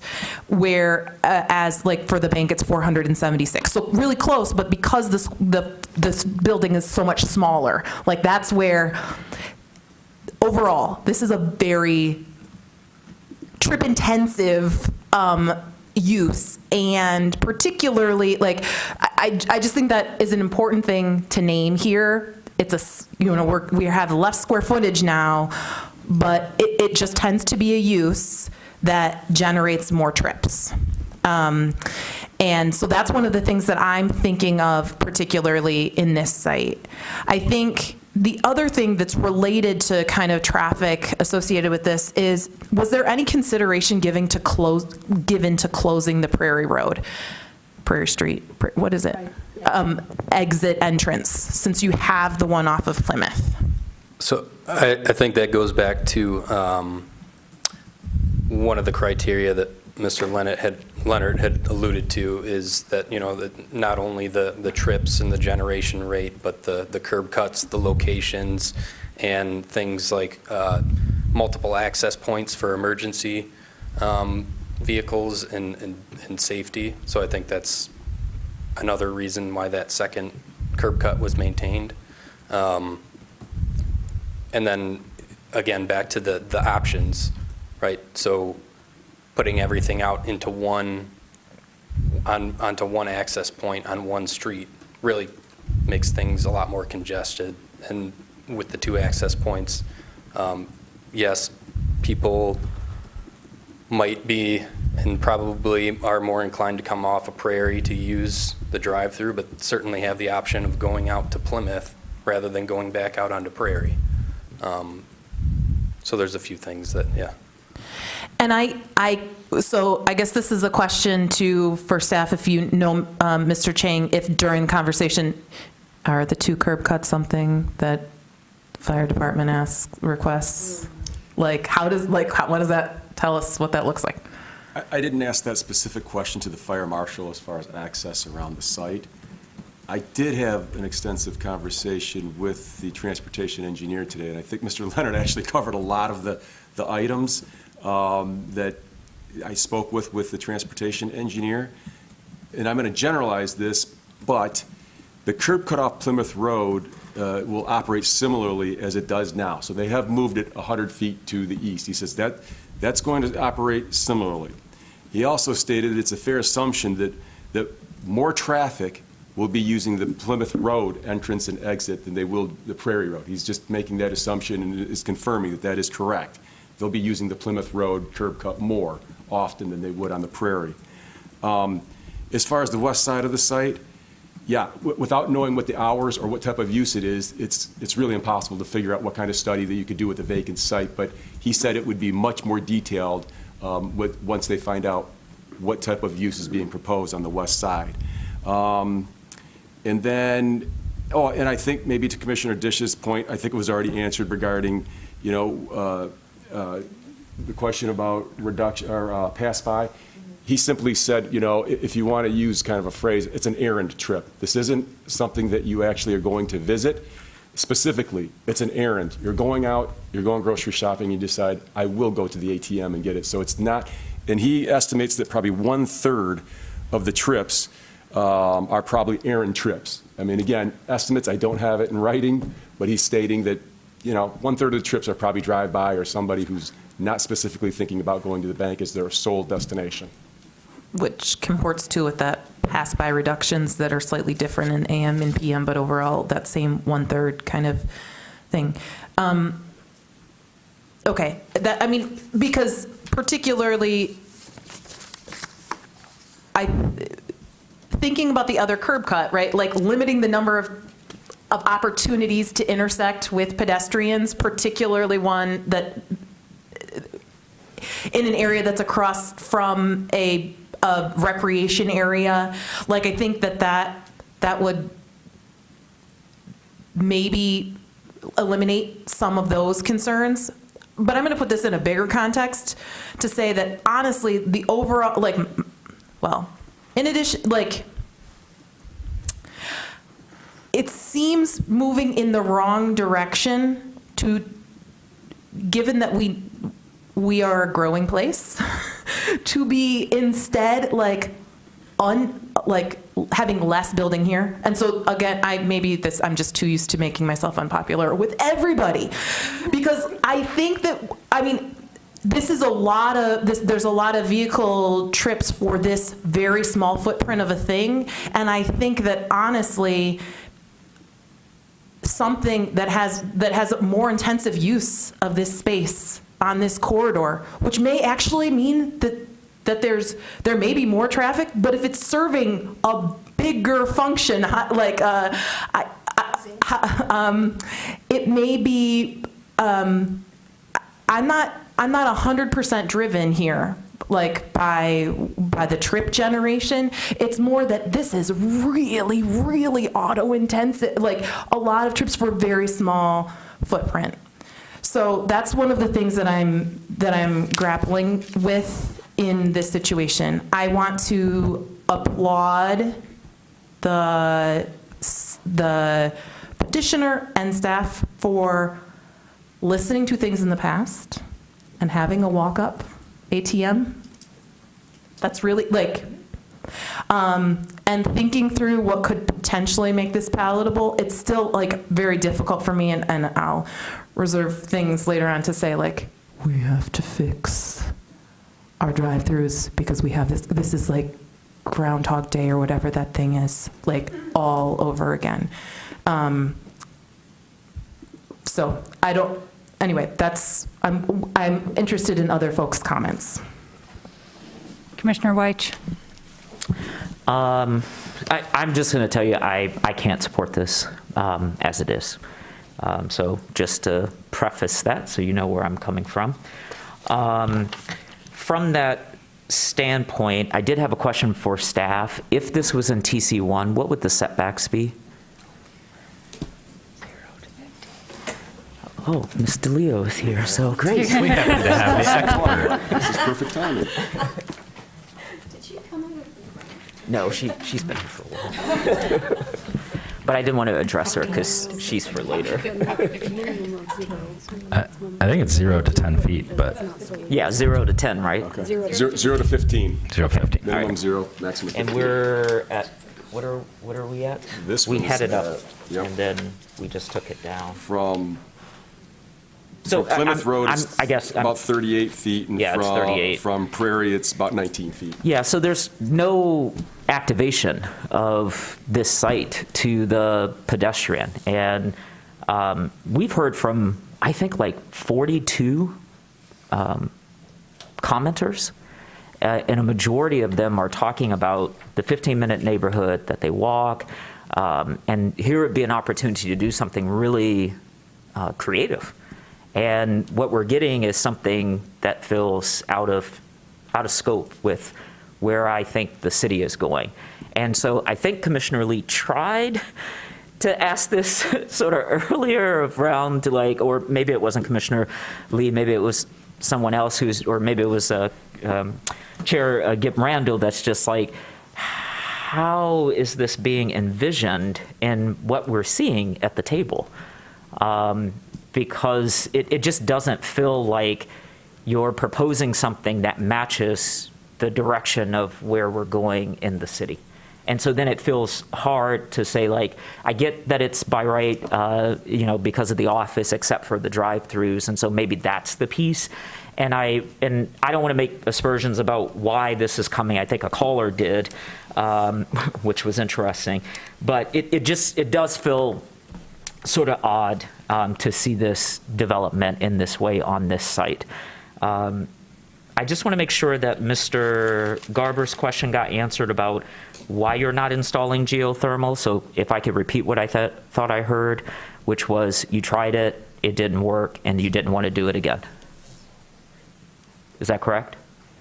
No? Well, see, that's what I was trying to distinguish, because it's actually not useful to not do geothermal with heat pumps. And so did you do, your previous development was heat pumps without geothermal? I'm sorry, go ahead. VRF heat pumps. Oh, so they were, oh, okay. All right. So then did Mr. Garber's question get answered then about geothermal? His question, can it be repeated? I'm not quite sure I know Sure. what question yours is. I mean, if Chair. Come on up, Mr. Garber, if you would.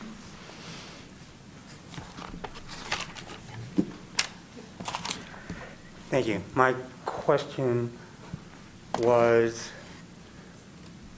you have a 4,800 square foot single-story building on a 1.73 acre lot. Your contractor, Joe Vig, has successful experience putting in geothermal systems. Why not? And I think what I heard you say is it's just a preference at this point, like this was a choice that you're making. I just want to make sure, that's all. Yeah, I don't know that it's clearly been decided that we wouldn't do it. So I believe that his question has been answered. Okay.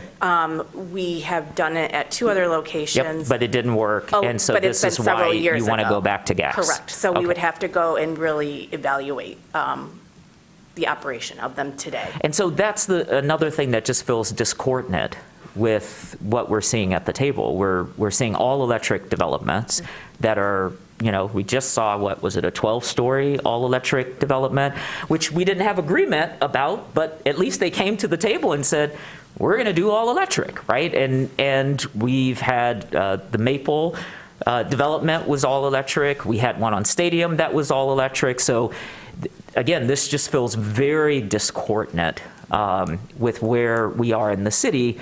And the initial answer just, I don't know, it rubbed me the wrong way. It was just like,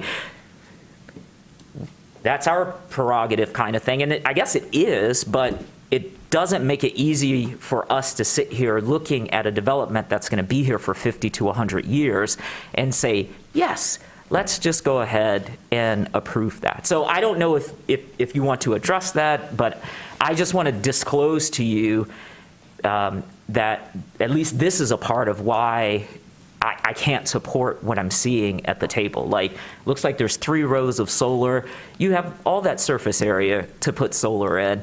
To sort of do that, that would have been great. There could have been some other innovative uses there, but I don't know. Maybe it's a cookie cutter type of thing. I just don't know. And I'm trying to understand, like, give us your pitch. You're here. Like, Absolutely. Convince us to approve this. So part of it is our brand. You're absolutely correct in that. And a big portion of our brand is the roof and the blue system. So I assume, maybe I shouldn't, but you've probably seen our other locations around town, and they look very similar. So when we start building one, or when JS Big does, most people know that it's the UMCU Credit Union, because there are specific characteristics and design aspects of it that reflect the brand that we have created. And part of it is significantly in the roofing design of it, and the blue roof, and the pitch of it. So, Okay. so that's really, I mean, just to be quite honest with you, that's really what that represents. It's like Commissioner Lee said, it's really helpful for us to understand why you're making Absolutely. some of the decisions with regard to this. So in 2014, Mr. Leonard, the Planning Commission had this conversation about drive-throughs. They seemed to move it into a special use exception. was there any other context that you have to give us? Was there like a sense of, hey, we want to kick this down the road because the comp plan was coming before COVID, and so we're going to be able to get rid of these drive-throughs through that method? Like, why is it that this has to be this stop here? Because it doesn't feel like it's a part of our future, but we're having to have this stop. And to me personally, this just feels harmful to the developer, because they spend all this time and money building a site, doing all this work, and then they get to the table and the folks at the table are like, you're putting in a drive-through. We're not going to approve a drive-through. And I just feel like it's a waste of everybody's time. And so I'm just confused as to like how we are here at the table having this conversation in this way. And maybe that's just too direct, and if I'm from the East Coast, so you can blame that. I'm not being Midwestern nice tonight. This is not about the east side or the west side. As for 2014, I honestly don't know. I don't know if planners Chang or DeLeo have that background. That was prior to my time. I think that was an incremental step towards trying to move our community and recognizing that we want to move towards more transportation options. I would speculate at the time it was not a policy goal to eliminate them. It was just as they are manifested in our code today, that it was to raise attention to them, to make sure that they're functioning in a good way, to make sure that they are not creating adverse conflict points more than necessary. Time has passed at this table. Over the last couple of years, you have approved drive-throughs. You've approved drive-throughs on this corridor. We have a code that permits drive-throughs. We frankly advise, I was not in every conversation between City Planner Chang and this project team, but I'm confident that they were made aware that the Planning Commission doesn't look at these favorably. We think it's a tough road. However, with all due respect to the Planning Commission, it's a free country. People can ask for whatever's in our code. And to your point, it's because we have prioritized other changes to our code first, in short. Thank you. I appreciate that. It's just helpful, and I think the only correction I would make to the comment that I made earlier is, since I've been at the table, we haven't approved a drive-through. So we can both rewrite then. Commissioner Lee. Thank you. Just stepping back a little bit, I do think it's a bit of a slippery slope to say, because this will be a different zone at a future time, I think we need to evaluate it on the current zone that it is, because until it goes through the procedural due process of going through all those steps, it is still a zoned office. So based on the form, based on the dimensional standards, and based on the permitted use, this complies, and the parking complies at 4.6 spots per thousand. The maximum allowable is actually, the cap is 5.55 spaces. It's a spot per 180 square feet. So I do want to be careful. Now, the point of my concern about the drive-throughs and the point of conflict is that there's a bus station that is kind of right at the front on Plymouth.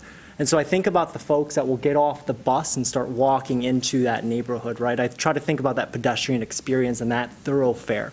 And so that was kind of the core point. It isn't necessarily this, and the fact is, regardless of the fit, the special exception use does provide us with the ability to simply say, hey, we believe this fits or doesn't fit with the character of this particular neighborhood. So just, I do want to caution us about, citing what it may be in the future. That being said, we are supposed to be good stewards. And I frankly, personally, am a little bit torn because the materiality, the overall architecture, all due respect, I think it was Alan Dow that constructed this. I do think that this is a higher quality building than what we would expect to see continuing with 2929. However, it is those conflict points, the continued perpetuation, per se, of auto-centric reliance. Although, and I totally hear you, I think it's also very important for us to consider folks that are sick, have COVID, or have kids, or have walk up, basically some level of disability that makes it difficult for them to walk to a bank. So I do want to say we should consider all those things, and it was just the point that saying what it may be in the future is not necessarily the best reliance. So, but right now, as a group, we have to decide whether this special exception use of a drive-through is appropriate for this particular intersection. Thanks. Commissioner Sauvé. I'll take that one and counter it, because I absolutely do believe, and voted on the last one based on TC1 coming at West Stadium, denied the drive-through because the special exception use has 5 points to consider the context of what our community goals are, and is this in the special exception? Does it deserve an exception to be here based on our community goals, which are drafted around our comprehensive plan, our vision documents, which are the same documents that guided the adoption of TC1 for transit corridors, that is projected and discussed and outlined to be here. So I think that those things absolutely correlate, and we can't live in the now or the past. We need to make decisions for the future, and idling cars and a density of one car trip per 10 square feet is not the future. So, I mean, I can't, I'll just move beyond that, but I just needed to address that. I'm actually going to stand very much on the other side of that. It's hard for me to find praise points in this project. Good job everybody else for finding something. But the drive-through arguments were a convenience to your customers and their choice. Nothing about that discussion talked about the benefits to the community. We are trying to make decisions for the community. And nothing that I heard in that justification showed that having a drive-through was a benefit to the community, that was the exception that we needed to make for this project. A few things, the ingress egress, if we go back to traffic, 22.5 inches, I think that's a typo, but it shows the lack of thoroughness of this project, both in understanding our community goals and engineering. So we have 22.5 inches / feet of ingress egress on the eastern side of the parcel. The idea is that we do not have a curb cut for parcel 2. Parcel 2, if the reasoning is similar to this parcel, may need 2 curb cuts, but the ingress egress does not extend to the Prairie curb cut. So if we're talking about how trash and fire trucks need to move, that ingress egress needs to continue all the way around. So it's short-sighted. That parcel, if we do rezone to TC1, parcel 2 now has a conflicting land use sandwiched between 2 drive-through buildings. So we have 15-foot conflicting land use on the east side and the west side. We've got the 30-foot buffer in the back. Plus, you've already overlaid a 10-foot easement maintenance.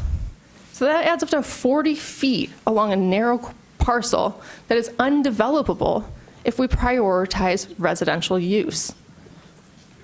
I'd rather see that for this whole parcel. This parcel is perfectly suited for TC1, and specifically for a mixed-use project of over 200,000 square feet, 100 spaces of ground floor parking with commercial on the corner, and can make 200 800 square foot 2-bedroom units. I drew this thing.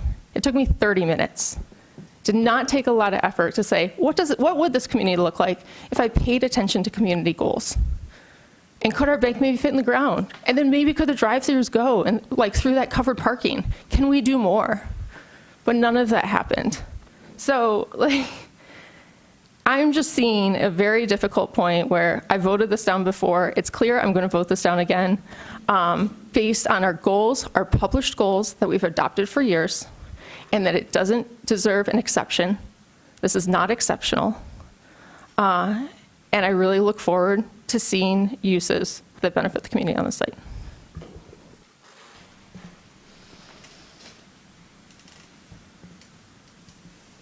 Commissioner Dish. So this is, I think, my second special exception use case. And so, again, to be honest, I'm not clear on the criteria. And I do have the UDC pulled up, and I read all the points. But I wonder if those could be, if someone could put them in other words than are in the UDC. I can try. It is, as Commissioner Sauvé indicated, it is, by definition, special exception uses warrant an additional level of review by the Planning Commission subject to these criteria. So to start, these, I would generally say these are not black and white answers. These are gray answers. They might be black and white to you on one side or the other, but I don't think that they are data-driven answers the way a site plan is. Is the building meeting the setback? Is the building providing the appropriate curb cut width? Is the building meeting the height requirement? So with that, the standards that are proposed are, is it appropriate to its location? And this is why special exception uses run with the land.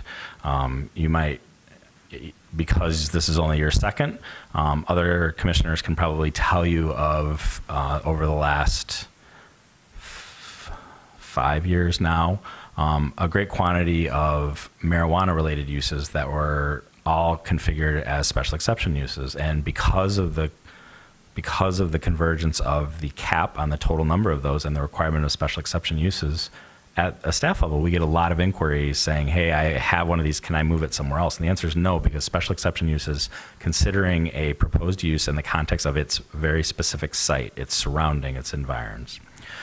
In this case, is this proposed, in the case we're talking about a drive-through, is it consistent with the general objectives of the city's master plan is what our UDC says.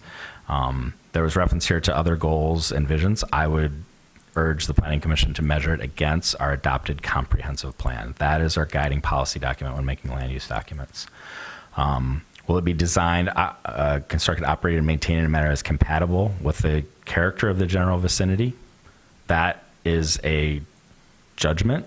Obviously, staff has concluded that it is, that an office to a bank is a similar use. This is an area where you have a different character of land use on the Plymouth corridor than you do some of the property behind it, which is primarily residential. That answer could be different, saying that, yeah, we don't think office and banks are appropriate for Plymouth. It should be something else. Is it consistent with the general character of the neighborhood, considering population density, design scale, and bulk, and intensity of character? I think you're getting to some of this with the questions around traffic. You're getting to some of this with questions about how does it relate to the street?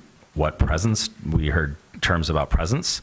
So this site is being designed in a way that is consistent with the office district, which is not a pedestrian-oriented district. It is a suburban district. It is bigger setbacks. And so that has costs to the sidewalk, its relationship, but that is what it is zoned today. So those are some measurable yes, no, does it satisfy this or not? Will it be detrimental to the use or of neighboring property or the neighborhood area in general? Again, this is applying what that neighborhood is. Does this proposed use fit there? I think it's consistent. We have a lot of instances, again, from the staff perspective, we have a lot of instances of these type of uses along a corridor where you have residential uses abutting it. We have a lot of land use pattern throughout the city that follows this. Planning Commission in this case can definitely conclude, no, it's not compatible. But from a staff perspective, I can say that it's at least consistent with a lot of other examples throughout our community in a lot of different corridors. Will it not have a detrimental effect on the natural environment? Generally, I would say no. We have this proposed site plan is meeting the code requirements that we stipulate that answer that, things like stormwater, things like how you deal with landscaping, things with open space and the like. Again, from a site plan perspective, anybody can have fault with our codes. I'm sure that there are those at the table who have fault with those codes, but the site plan is our provisions for site plan review. That's how we define whether or not you are satisfying that standard. Akin to, we don't approve a plan because we feel like it won't create a harm to public safety welfare, we enact ordinances that stipulate how we measure that. And if you meet those ordinances, that's how we determine that you are not adversely impacting public welfare. I feel like I'm just restating them and not actually putting them in layman's terms, but That's what I do in my day job, is restate things over and over, and on the third time, they usually sink in. So that was very helpful. I will say that I am taken aback by the 1/3 of the trips are errand trips. That is worrisome to me, especially because of the proximity of this site to a recreational area and to schools.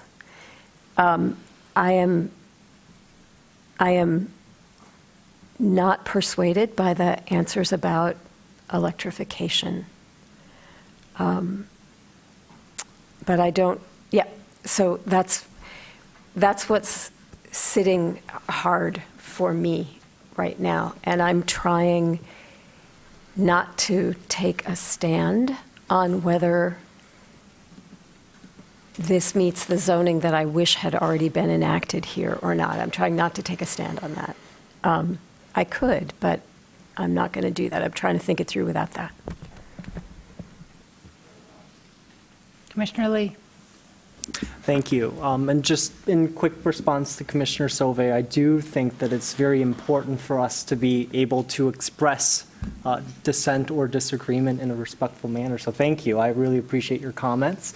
And I think it's again, very important for us to be able to listen and to understand where everyone's coming from. And as I heard that, I still personally maintain that there is some concern that I have by saying the corridor is going to be such without having gone through such due process.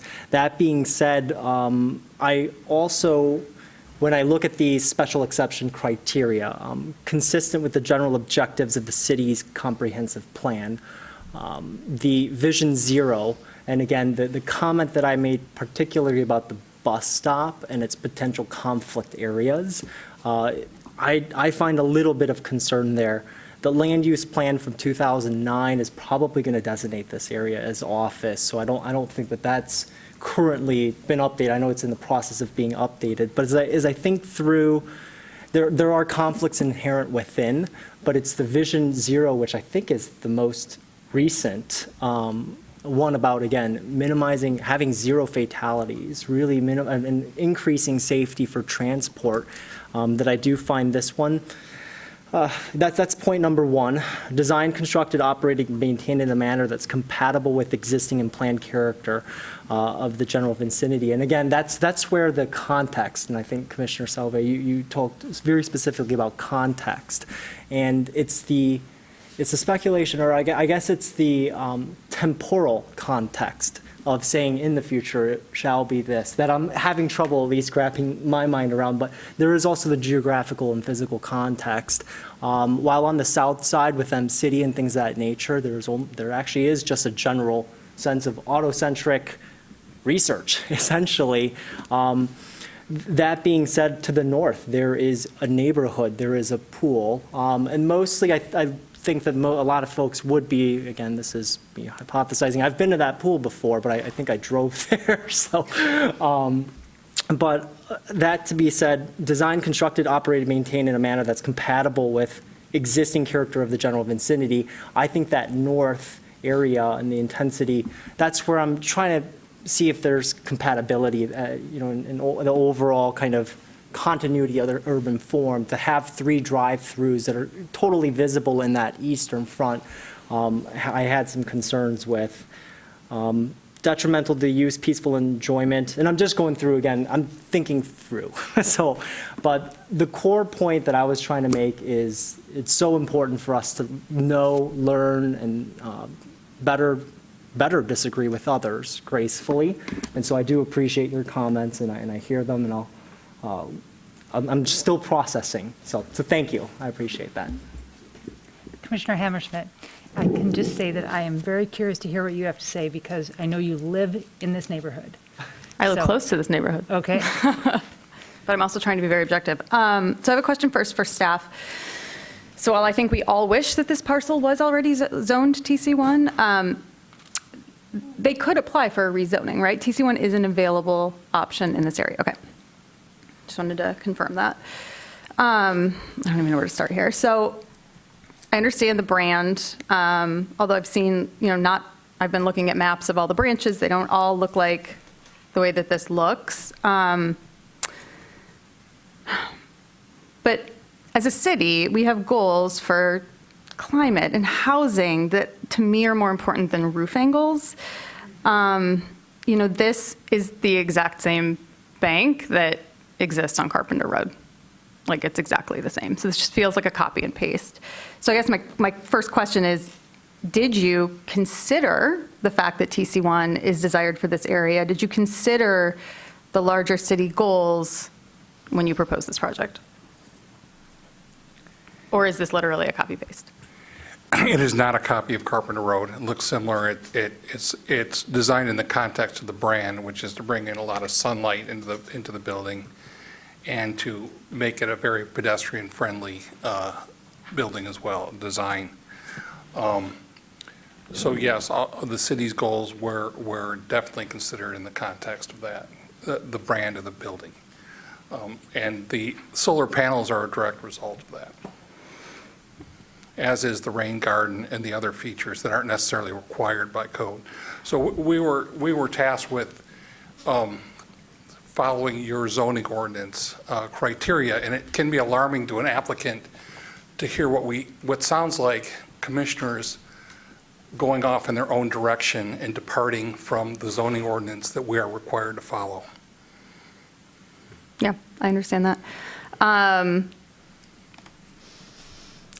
think this comes down to the drive-through because of reasons that have already been stated, and I'm not persuaded by the need for especially a 3-lane drive-through. I think we've learned a lot from COVID. If there's another pandemic, I think people will mask up.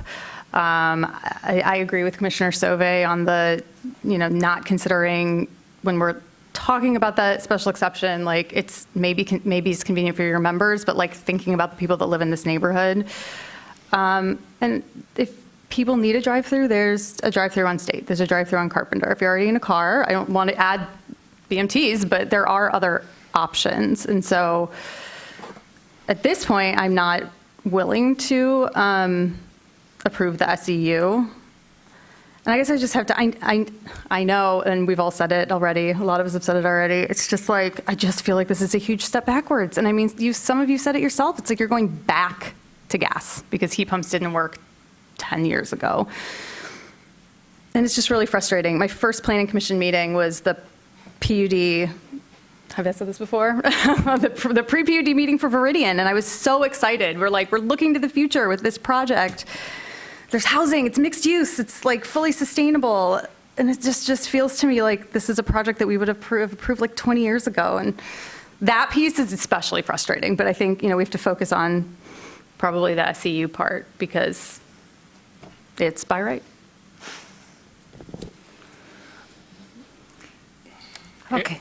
I would just reiterate that the drive-through there has been a lot of discussion about serving Ann Arbor residents, and the credit union is serving Ann Arbor residents. And these are customers of the credit union who live in Ann Arbor who are going to we are proposing will enjoy the drive-through as an amenity to the facility.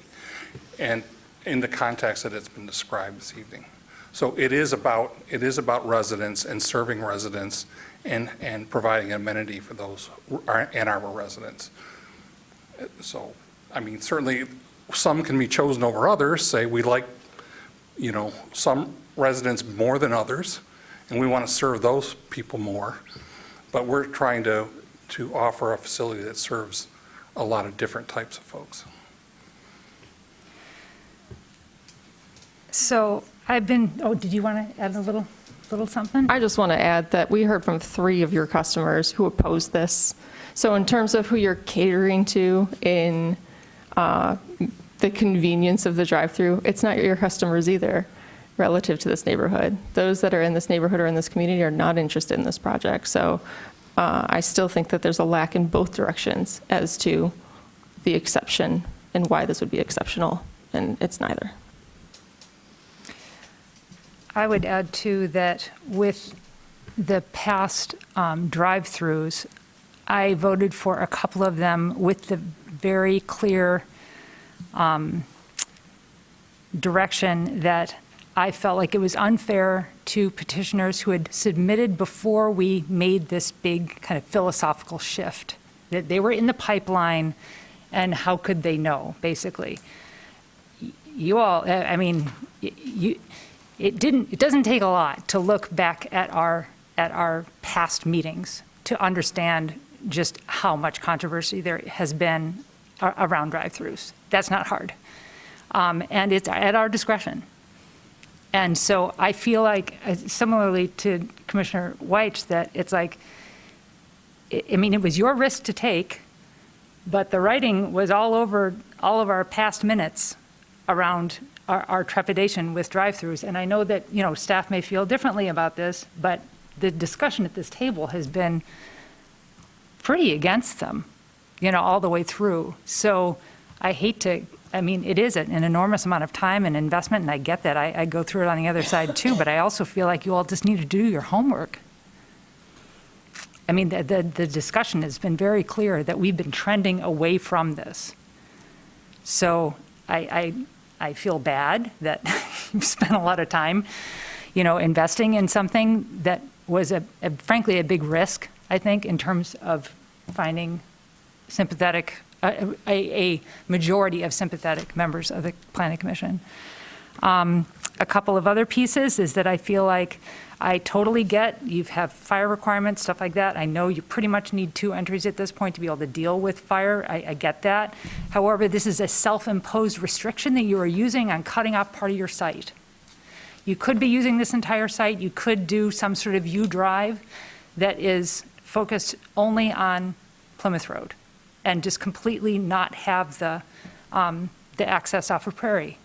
This is your choice to limit yourself to this piece so that you are ultimately kind of forced into using that Prairie Street access point. So, you know, that may be part of what's making the math work for you, so you guys can sell this off to somebody else. But I also completely agree with Commissioner Sauvé that, you know, very quickly here, we are going to be encouraging a large amount of residential in this area, and you are going to be required a conflicting land use buffer. And because of that, this site is just going to be really narrow and very difficult to develop. So I know you're not in the business of managing apartments or housing, but boy, that's what we really, I think, would be much more supportive of, is to have some sort of mixed use on this site. I get it that we need to work with what's there, but what's there is office. You can go up 5 stories and do housing above. You are completely entitled and encouraged to do that within our current zoning. You are not limited to just only having an office use here. So I feel like the use fit is tough here because of the drive-through traffic that's coming. And the direct, I actually disagree with what the transportation guy is saying. I think many people will be coming off of Prairie because the direction of the drive-through is really coming off Prairie, not coming, you have to kind of loop around when you're coming off of Plymouth. So I think more people, it's more direct to come in off of Prairie and then to go straight through. If the drive-through going in the other direction, then I can totally see that. But I think that it's not that intuitive. It's like you're looping around within the system to be able to use the drive-through when you're coming off of Plymouth. So because, like what Commissioner Mills was saying, it's a very small footprint for more traffic that is going to be used there. I feel like there's going to be more in and out that's coming off of that street. And, you know, I just know even when I'm driving around it, and I like bike and walk everywhere, it is just so easy to, you know, pull out of there. You're taking a right to get back out onto Plymouth. You're looking to the left. You don't see the people that are coming from the right when you're pulling out onto Prairie. It's just a super typical thing that happens all the time with cars. And because of this use of this sort of constant people driving in, people driving out, people driving in, people driving out, which is very different than the office use, I think, I feel like there is more risk on Prairie. And oftentimes, we aren't necessarily, to be perfectly frank, super sympathetic to traffic arguments, I think, that people, you know, bring to us. But in this case, we have discretion here. And this is a place where I feel like we have discretion. So as you can probably guess, I will not be supporting this tonight. I feel like there's just a lot of ways that you all could have done your homework and really thought about what the kinds of things we want to see. And I feel like you chose to go your own way, and that's the risk you take. Commissioner Dish. I'm sorry, I feel like I've been talking a lot, but I just have two more questions of staff, if that's okay. Please. Okay, so one is, there was a comment in one of the communications we received from the public that there is an existing concern about the Prairie Plymouth intersection already. I noticed there is a crosswalk there already, and I don't know how to interpret the letter writer's claim that there is a concern that this is on some sort of list of problematic crossings. Yeah, it's what the person said. Okay, you're squinching. I didn't ask the specific question to the transportation engineer. Okay, So, that'd be all right. But I'm happy to follow up. Yeah. And then just the other thing is, I just want to ask, again, due to my unfamiliarity with SEUs, when I just want to be clear on the distinction between a PUD and an SEU. And when we're evaluating a PUD, we are looking for, it has to be warranted by serving public goods. Is that the standard of an SEU? I mean, it's a special exception use, which means we look at it hard before we say yes, but does it mean that the project needs to be, there needs to be something exceptional about it? It doesn't have to be exceptional. It has to satisfy those criteria to the satisfaction of the Planning Commission.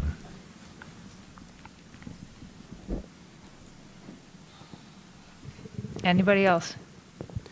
Okay. If I could, Please. and not that this No, go will ahead. sway anyone's decision, but I just did want to address a couple of the comments about Sure. traffic and pedestrian movement. So, Chair Gibb-Randall, you did mention the fact that we have the Prairie Street approach as well as the Plymouth, and questioned whether we could have dual access on Plymouth. So there are criteria for separation from that curb cut to the intersection of Prairie and Plymouth that probably presents a problem for having both curb cuts on Plymouth. And so, and then in addition to that, part of the reason we have this designed as the single entrance that would be shared for an adjacent development is to, minimize curb cuts on that road as well. So, and then the other thing I will address that Commissioner Dish mentioned is the existing crosswalk that crosses Prairie Street at Plymouth. A number of residents mentioned the community pool that they frequent, and I just did want to mention that there is that existing crosswalk for people that are looking to walk or get to the pool via sidewalk, and then further north to the next neighborhood street, there's a crosswalk there that doesn't force them to walk north and south along the sidewalk and on the Prairie Street frontage. So just wanted to address those couple of things. Commissioner Mills. I just thought I'd chime in. Thank you for bringing up the comment and before about kind of what's going on Prairie and Plymouth. I'm also thinking about the tome of documents that constitutes our comprehensive plan, and that includes the moving together towards Vision Zero.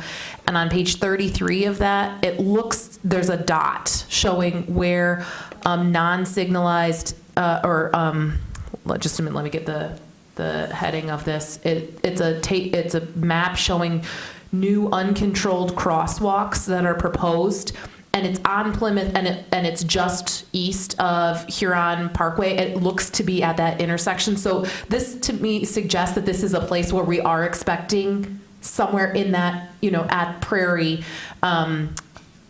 additional, it's already a need for additional pedestrian crossings. So I think collectively, this is among the reasons that this doesn't seem like the right place for a use that has lots of comings and goings. like this. So, but I think maybe that may have been where that came from. Page 33. This is a great document. Check it out, folks. Are we ready for vote?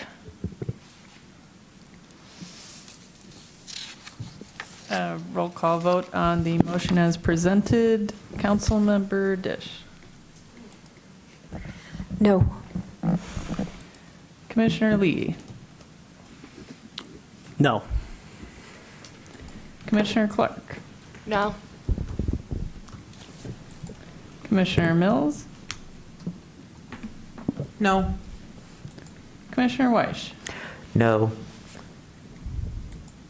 Commissioner Gabrandol. No. Commissioner Sauvé. No. Commissioner Hammersmith. No. That motion fails.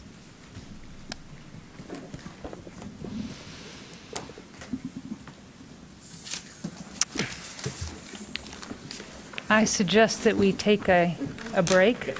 Why don't we come back at 9:30?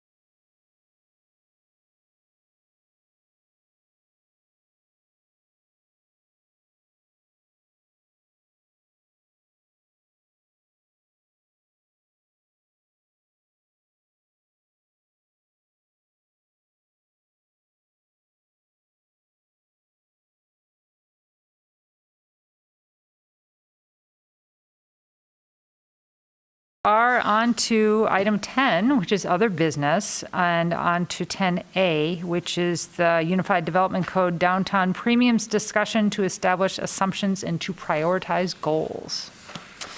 So, I don't know if we're probably getting a presentation from you all. Yes, thank you. Please. Hopefully not hearing a whole lot from us, but more hearing from you in this group. Just for background, I'm Ben Carlisle from Carlisle Warman Associates. With me is my associate, Megan Massaman, also from Carlisle Warman Associates. And it's really nice to be back in front of you again tonight. We were last here in February. Before we start really our presentation, I just want to say I found the discussion earlier really appropriate and kind of teed us up really well into this discussion. I actually turned to Megan and go, "This is perfect." And Ben used to sit over there. I used to sit Once there upon in a that time, scene he kind of- so, No, yeah. And I just some of the things I heard was not efficient use of the site, a greater mix of uses, site creativity or lack thereof. Discussion about the overall vision of the goals of the city, and then how do the overall goals and the vision of the city get manifested in the development proposal that come from you. And I think Commissioner Weiss said, why are we here? And I think it's a great framework for where we want to go tonight, because we can provide you with many policy options and zoning amendments and other things like that. But if we are not all on the same page with regards to assumptions and goals, we may have some of the same concern and confusion that came in front of you tonight. And so that is the focus. Can this move forward, or do you have to do it? Perfect. Can you move forward? That's the focus of what, let me move to the next one too. Focus of what we really want to talk about tonight is really we talk about assumptions, agreements, goals, and policy approaches. But before you get to that part, which Megan is going to lead, I'm going to go over some real boring, basic housekeeping items. We were in front of you in February, and at that time, we had kind of given you our initial dive into some of the development data that we received from the city, as well as some just kind of high-level analysis of what we perceived based on that review.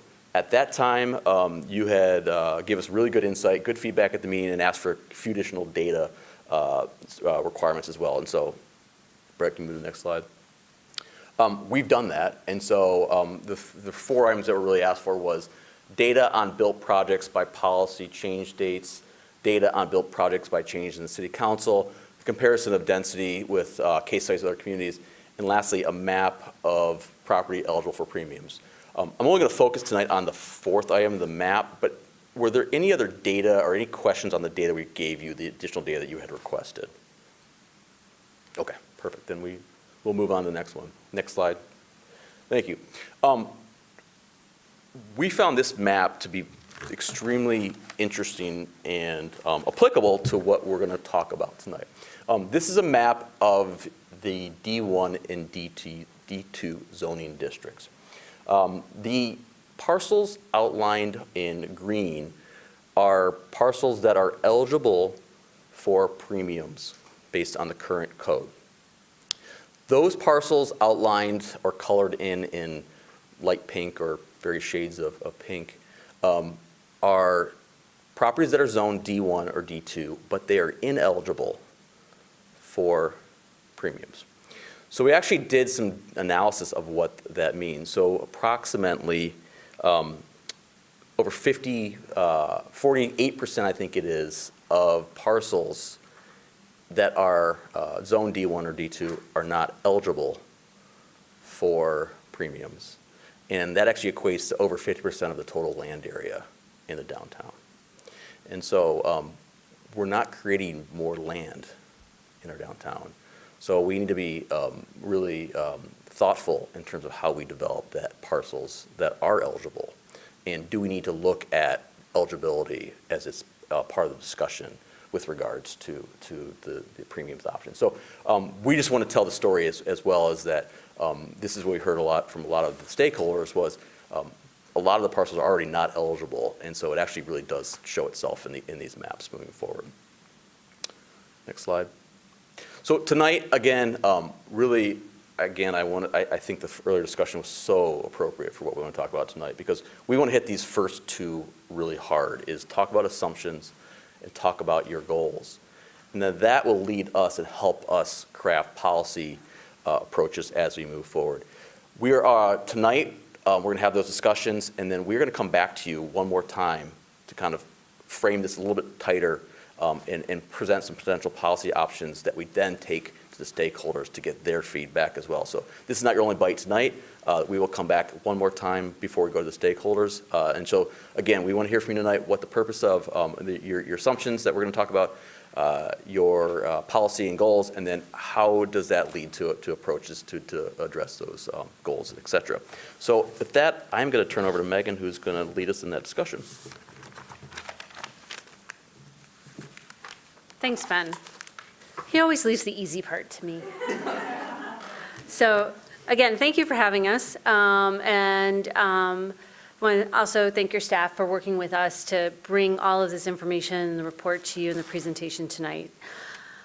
We wanted to start off with assumptions, because we've thrown a lot of data at you and fairly thick reports, and want to make sure that these assumptions that are listed here are the assumptions that we're all working on and we all agree on. So I'm going to go over them orally, and then I'm going to ask you the question, are there any here that you don't agree with? So one is that there's a balance of land uses in the downtown is important, and residential is a core use in the downtown. Two is developing in the downtown is more difficult and more expensive than elsewhere in the city. 3, since the last amendments to the premiums in 2019, the affordable housing millage provides dedicated funding for necessary affordable housing. 4, a significant number of properties in the downtown are ineligible for premiums. 5, current downtown residential development is either high-end, low-scale residential, or student housing. The current market does not support building of attainable missing middle housing downtown.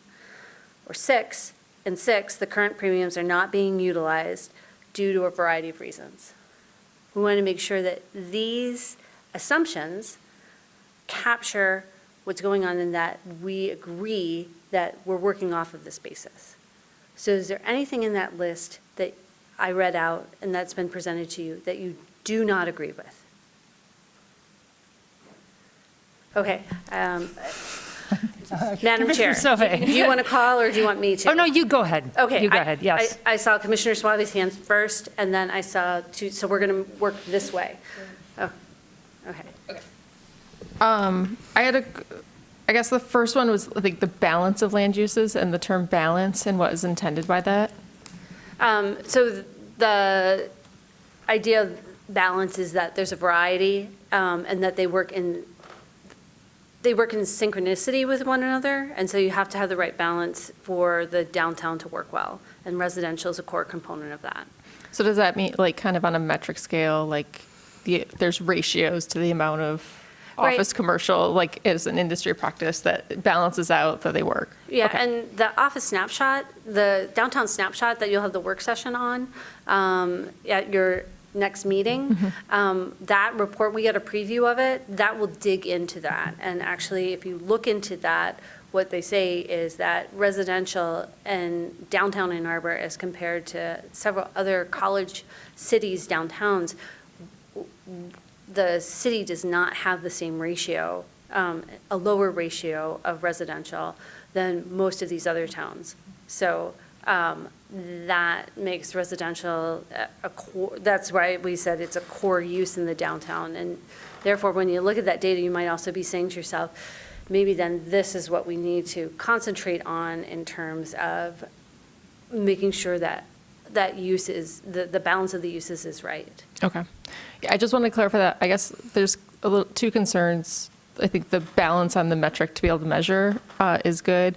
I think the other assumption, at least for me, so kind of open to discussion, is if we're trying to make eligible building to kind of right-size the one missing piece instead of letting everything kind of grow in balance together. So I want to make sure that, like, we're not saying, like, just enough to get it balanced, but maybe that we're okay with a little bit more of everything as long as it's consistently working towards like balanced zoning, incentivizing kind of all the different uses together, if that makes sense. Okay, which kind of leads me to my second one I have concerns about, which is the market and missing middle in downtown, because missing middle I don't think is the density goal of downtown. Between D1, D2, and then TC1, I think missing middle is all of that space in between it. Because missing middle, at least to my definition, is kind of low-density multifamily housing, where I think what we're talking about is more high-density development in the downtown, and then kind of mid to high in the TC1. So that's at least a concern for me. So I want to put that on the table for discussion, as well as high-end residential. And I think this is a word that gets thrown around a lot. I actually don't see much high-end, except for maybe the condos, townhouses near, like on Kingsley, like the for sale. But a lot of that student housing is not high-end or luxury apartments. Oh, I think. So, okay. To clarify, I think when we said high-end, low-scale residential, that means the townhouses and the condos. Together, okay. Comma, and then the student housing is a different group of housing. I didn't want to think that like high-end housing was about, okay. So I feel better, I feel a lot better about that one, because I was really, like, I think we're actually seeing quite a bit there. Okay, so Ben can sit down. Cool. I'm going to sit down in a second, but I'm going to sit down for now. So I think I'm good with balance. I think I'm good with high-end in its context. I want to open the discussion to missing middle, and what we mean by kind of balance to more of everything or more of something to get it balanced are kind of the 2 points. Okay, so on discussion to balance and then missing middle versus, is that the description of the right density for downtown D1, D2? Correct. Got it, okay. All right, I will just say again, I wanted a definition of missing middle, because I had the same question in my head. What I think of as missing middle is not necessarily what I think of as downtown appropriate. Mm-hmm. So, okay. welcome to that discussion. All right. I believe Commissioner Clark, you had your hand up? Same question. Oh, yes. Yeah. Councilwoman Dish. Okay, so, yeah, the missing middle thing, I would say that I'm interested in market rate rental that's not designed literally architecturally for students in mind. That's what I think that we're missing in the downtown, is rental that is, that's exactly what I said. I don't need to re-say that. Mm-hmm. And so the other thing is, yes, we have dedicated, I've changed a little bit, or I've learned some things that make me nervous about the affordable housing piece. And I agree that the affordable housing millage provides dedicated funding for affordable housing, but we are being made aware from our housing commission that the millage isn't going as far as we thought it would go because of the increase in costs, which we don't know if that's a temporary post-pandemic thing. It's probably not entirely. It may be partially. It certainly does have something to do with supply chains, but I am fearful that if when it comes time to renew this millage, if we weren't able to deliver on close to the number of units that we promised, people will not be willing to vote for a millage again. Okay. They'll say, you didn't spend it right. And so we have a dedicated funding source, but I think that, and I had been thinking earlier that maybe we could relax on that a little bit and orient our premiums otherwise. I still think that those millage funds need supplementing because they aren't going as far as we thought they were. And we're talking about assumptions here, so does anybody feel like they want to say, wait, that doesn't make sense to me, or, yeah? Yeah, I just want to jump in there too. Yeah. On the affordable housing, I guess I would want clarity, on the word provides needed. Yeah, just because in the first year, I think, of the millage, it received $6.5 million, and our housing leaders told us that they're able to build permanent affordable housing at about $400,000 a unit, which would mean we're only creating 16 units of affordable housing annually from that tax revenue, just from the millage. Okay. That, yes, I understand that they leverage it to get more, but just, so I would just need clarity on how this assumption is working into what we're trying to accomplish. So I think then what I would suggest is that assumption is added onto in that since the last amendments to the premiums in 2019, the affordable housing millage provides a dedicated funding source for affordable housing. However, it can't solely be relied upon as the only funding source for affordable housing in the city. Okay, so we captured that. So we've captured that. And is there any other, anything else Yes. that you don't agree with? Not that, That's in this it's list? just nuance or question. So Sure. ineligible, does that mean permanently ineligible? Or is there something we could do to turn some of those pink things green? You could turn the pink things green by zoning ordinance amendment. So options could be that premiums are allowed in the historic district. Option could be premiums would be allowed in the floodplain. So, however, I don't think we're ready to unpack those yet. That's the next section.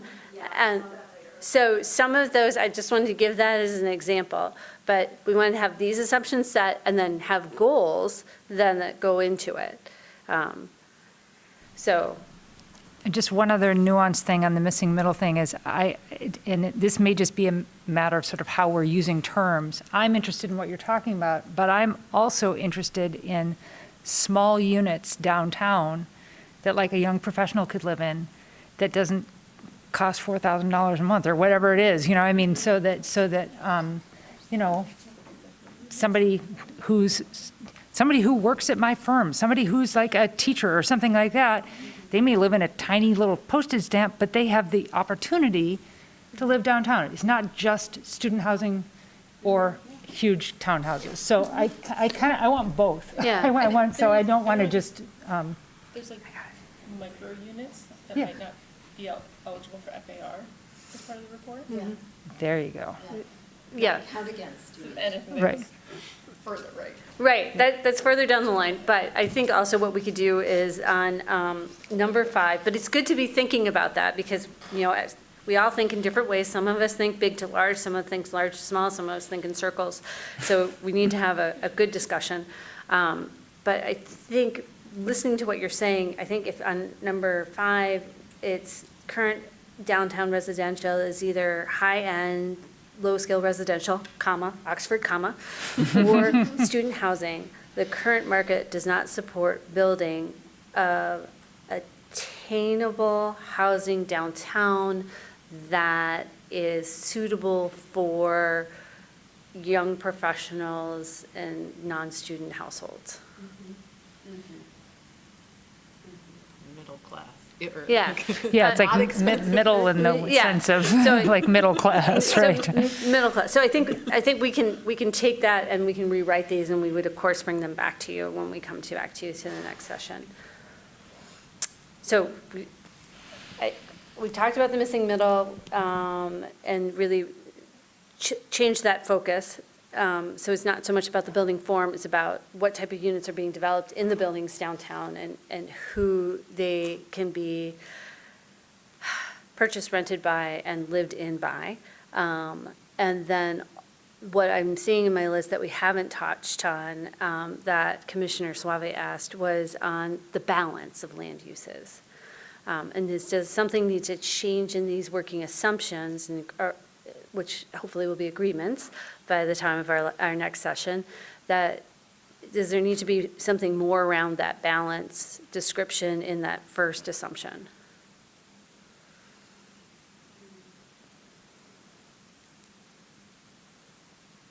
Yes. I'll just kind of add, like, another way might be to think about it as like a balance of land development and uses. Because I think I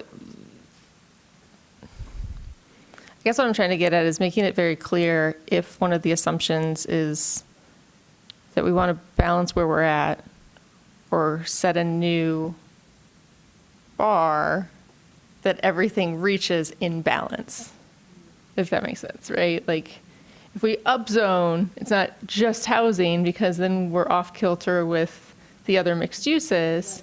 Are we interested in upzoning everything as a proposition, which means we're interested in, as we upzone, making sure we maintain a balance that they work together? Or are we interested in, right now it's unbalanced because we don't have enough residential? Are we just interested in the assumption that our goal is to get a balanced amount of housing to match the current amount of office, restaurant, mixed use, other things, if that helps anybody? I'm in the earlier category, right? Like upzone and add a bit more of everything. But I want to put that out for everybody to consider, like, is everybody like working on the assumption and goals of upzoning versus getting the residential into a balanced alignment? Not more office, though. Yeah. Right? Well, I think that's where the metrics tell us how it gets balanced. And if I can throw out one thing, I think that's an excellent question. I just want to add one layer to the conversation of that question. Keep in mind that we're talking about zoning, which is a very specific tool. It's a bit of a hammer. It's hard to have it be very fine-grained and have it be adaptable to every situation. That's really where your master plan, your comprehensive plan comes in, and looking for those and setting the goals to meet. And what you use zoning for is to very specifically say what you want and then ask development to give that to you as things are built in your city. So while that balance is great, sometimes the zoning may not always be the best tool, or know that you need to amend it, as you have done with premiums every 5 to 7 years. All right, so go back and discuss Commissioner Suave's question, because I saw that City Councilwoman Dish had a comment, and then also Planning Commissioner Mills. Commissioner Dish, let me go first. So, Commissioner Sauvé, thank you for bringing that up. I think, and I'll answer by like how I feel about sustainability. It's going to get to the answer. How I feel about sustainability elements in residential versus non-residential is quite different, honestly, because we are out of whack with how much non-residential we have compared to residential.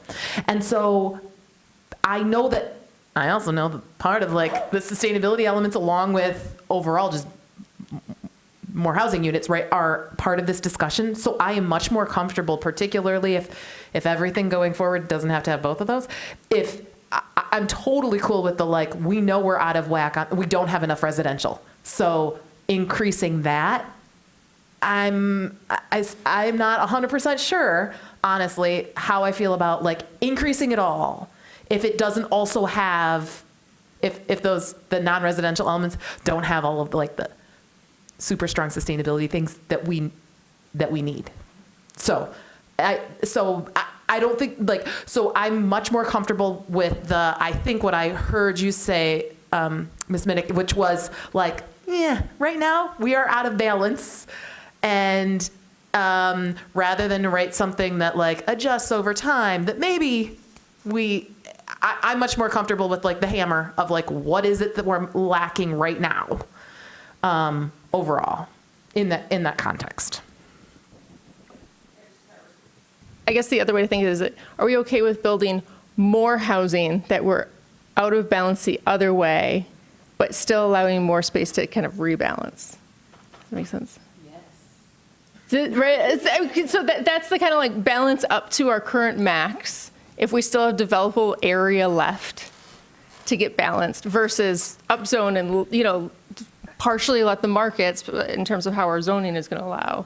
Oh, yeah. So like more housing than what the ratio would suggest. Yeah. Do you see what I'm saying? Like setting a certain limit versus growing the limit. Yes, and I think when we get to goals, this is going to suss itself out. That's it's getting a little into the nuance, but okay, just like what the and that's balance different than is. what I thought you were like. Build a little bit of everything. No, like I want to keep it residential. balanced. Yeah, don't build equals of this ratio. Super. Yeah. Okay. Okay, we're good? Okay, so, yes. So I just want to put in a word, and that is restaurants. I think they are also a core thing, and I would be sad if we built a bunch of housing and all the restaurants were knocked over and couldn't come back. Yes. Absolutely. I mean, a part of this is you got to make it fun, right? People don't want to live downtown if it's not fun. That's the whole idea. You want close proximity. But one of the challenges of restaurants I hear very frequently is access to labor, right? The folks that actually work at the restaurants are living in Ypsilanti. They're living in the periphery. So by bringing what we talked about, a balance of different housing uses, we can also help to bolster, I think, restaurant uses. I'm going to switch gears just a little bit on the assumptions portion. It does say current premiums are not being utilized to a variety of uses. Seems a little broad, and I wonder, because you guys have this chart, it's on page 6 all the way on the bottom. Is that true? Because I'm looking at a total of constructed Ann Arbor downtown projects by CPC approval date with and without premiums. And what I see are 4 projects using premiums and 4 projects not using premiums. So is that an accurate assumption? What is the data telling you? I mean, I'm just looking at this chart for the first time in a, Actually, Ben and I had a discussion about that today when we were looking at it, and Ben had the observation that you did, is that it doesn't seem like they're not being utilized. They're not being utilized. But the way I looked at it is when the change was made in 2019 to really focus on affordable housing and link that to residential premiums, that there's an assumption that that would shift what happened. But if you look at the historical patterns, you didn't get a whole lot more bang for your buck with that policy change. And if your goal is to increase affordable housing and you're still just maintaining at this level, you go up and down. Yeah. And I think some of those could be argued that you go up and down through, there's economic shocks, like the Great Recession and also the pandemic, and you can see that. But also, to use a sports analogy, if anybody watches the Premier League football, you'll know that whenever they get a new in soccer, No, I'm just kidding. Thank you. Whenever they get a new manager, they win for the first 4 games, and then they go down. And it seems like you have that with your policy changes. When you make a policy change, then all of a sudden somebody figures it out. There's like probably two people. They figure it out. They go like crazy. And then talking to Alexis, she's actually said like, what her observation, and Alexis, you can reel me in if I'm wrong, is that go like crazy, and then all of a sudden everybody goes, whoa, we got a lot going on. This is too much. We need to stop, or we need to change it. And then we don't ever keep going up. So sometimes it might not be a matter of time, or, and then also there are some things where you also give your developers a lot of choices, right?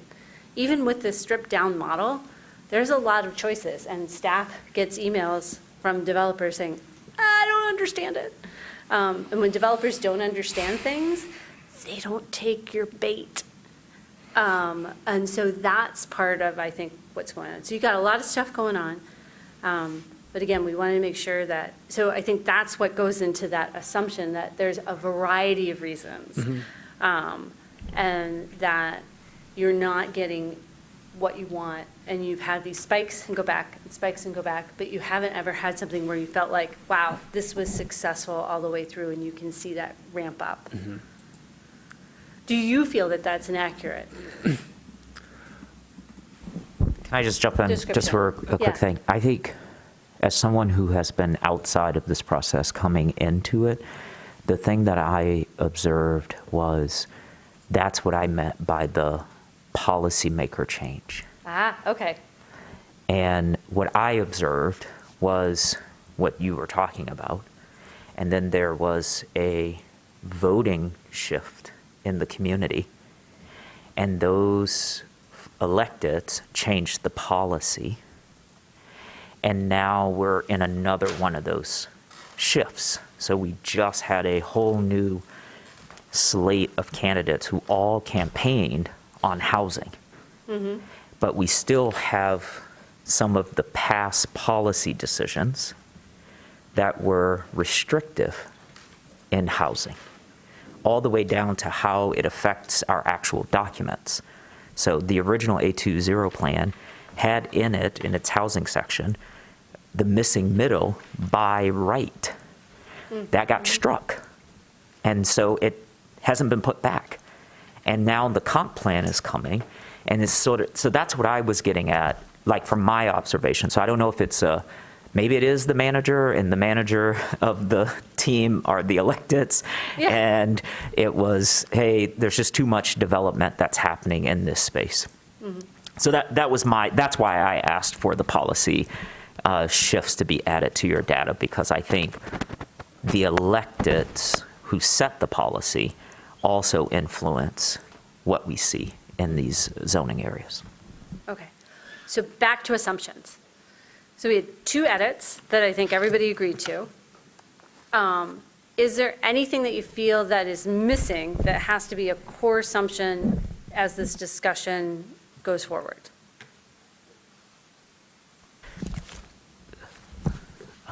I don't know how to say this, so I'll just quote someone. The mayor said that Ann Arbor needs more Ann Arborites.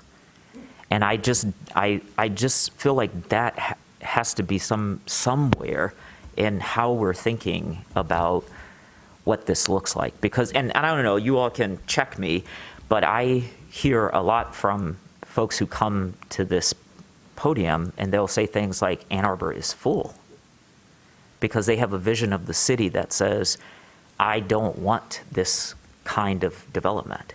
Like, you're changing the character of the city that I made a decision to move to 30 years ago, and it is unrecognizable, and I don't like that. And I just feel like there has to be somebody who is saying somewhere that we're moving in a specific direction, and that policy follows that vision.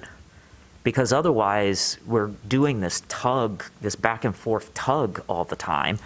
And it's exhausting for me, but it's like, oh, well, I'm here at the table, so I'm going to vote for housing. But it's frustrating, I think, for residents, because it's not a clear articulation that the city should grow. And one thing to look at is in 1970, when they were having a similar conversation like this, they were projecting, well, one, they were excluding black people like myself so that I couldn't live here, but they were projecting that the city's growth rate would be nearing 200,000 in the early aughts.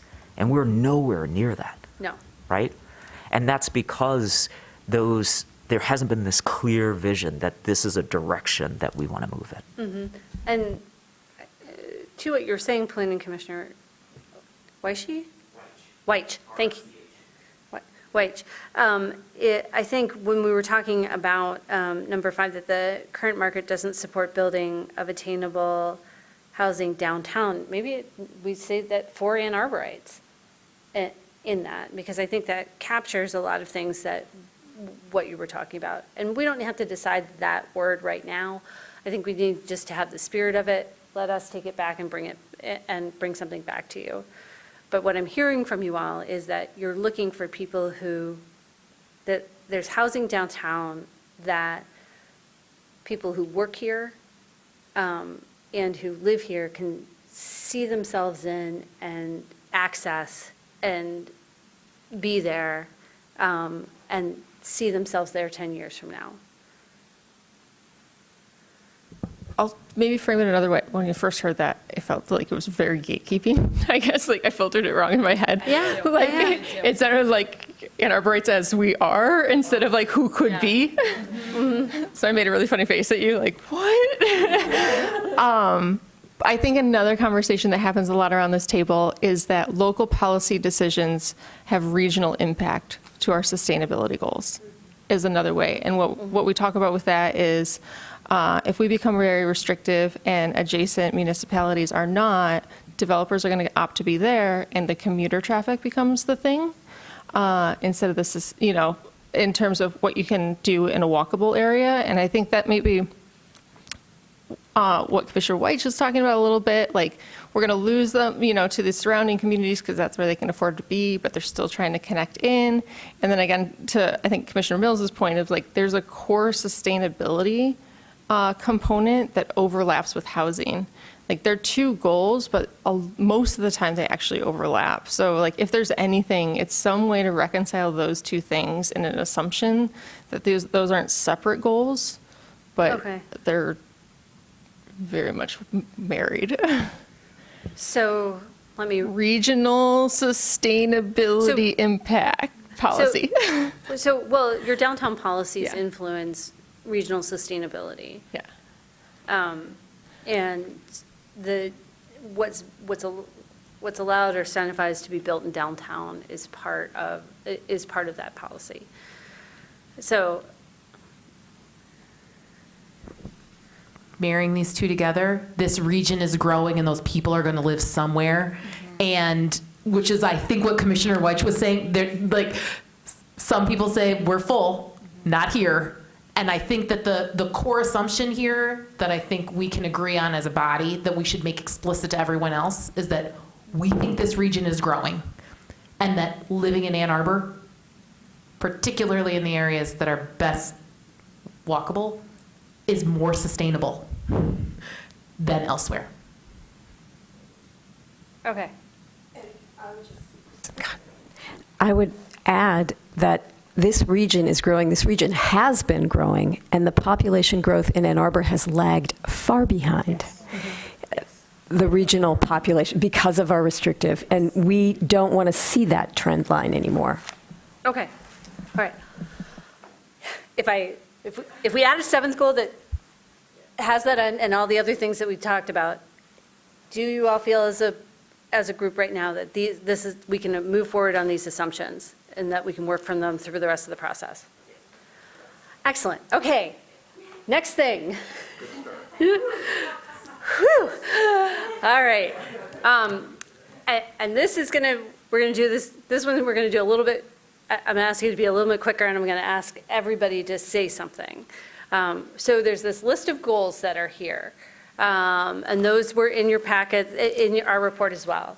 Housing, general, affordable, accessible, missing middle, but maybe that comes out and we say higher density.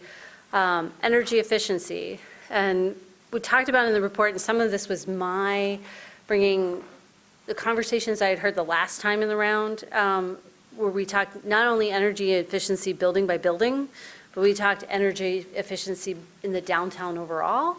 And I remember a lot of back and forth about different options on those. And so if that's part of a goal, wanted to have those as possible policy options for us to discuss later down the road at the next meeting. So keep those in the back of your head. Sustainability, again, you could use those same frames. Is it building by building, or is it the downtown overall? And had some questions about what's the difference between energy efficiency and sustainability. So with energy efficiency, you're really looking at the measures of the efficiency of the energy used, either in the downtown or in a building itself. When you get into sustainability, you're also talking about location. You're also talking about green infrastructure. You're also talking about transit. So a lot of different things can come into sustainability, of which energy efficiency is a part of. But so you could have a goal that's around energy efficiency and around sustainability, and those could be linked, but they're actually pretty different sometimes when you're looking at different measures.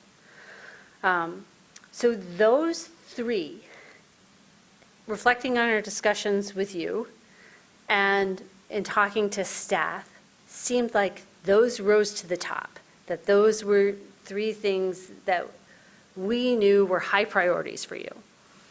These other things came up, either that you incentivize them now, they're a goal now, or they were in case studies that we looked at. Pedestrian amenities and activities, that could be the amenities that you incentivize right now, or it could be active first floor use, which gets to some of the concerns we were talking about, restaurants and that mix.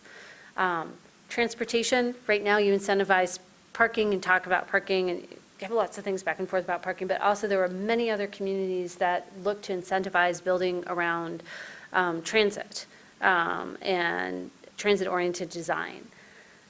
Historic preservation, right now, that's something that's incentivized, and that's on a building-by-building basis.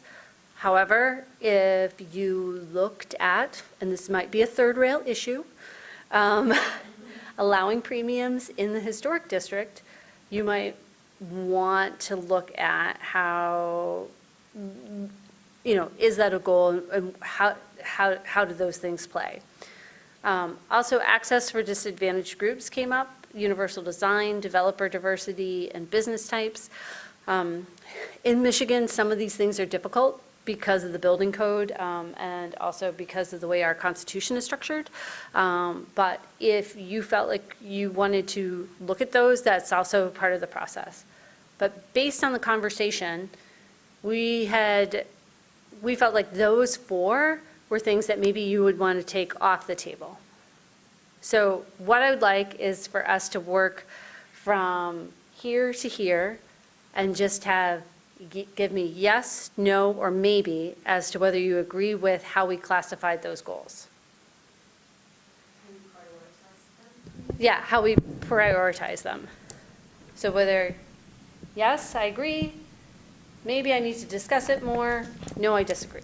If I could add just one layer to this, when we're talking about prioritization, I would challenge the commission to think about it in, should we prioritize these as things we want to focus and incent, or things we don't care as much? I think it is easy to say, well, let's provide all of the potential menu of options, and by providing a bigger menu, by nature, we are diluting the things that might be most important to us. So when we're talking about prioritization, I just want to say that I'm coming from that as not the things at the top are the most important and the things that are at the bottom. I would appreciate the commission's initial thoughts on, should the things on the bottom be there at all? Mm-hmm. I would start from the prospect that maybe they don't need to be there.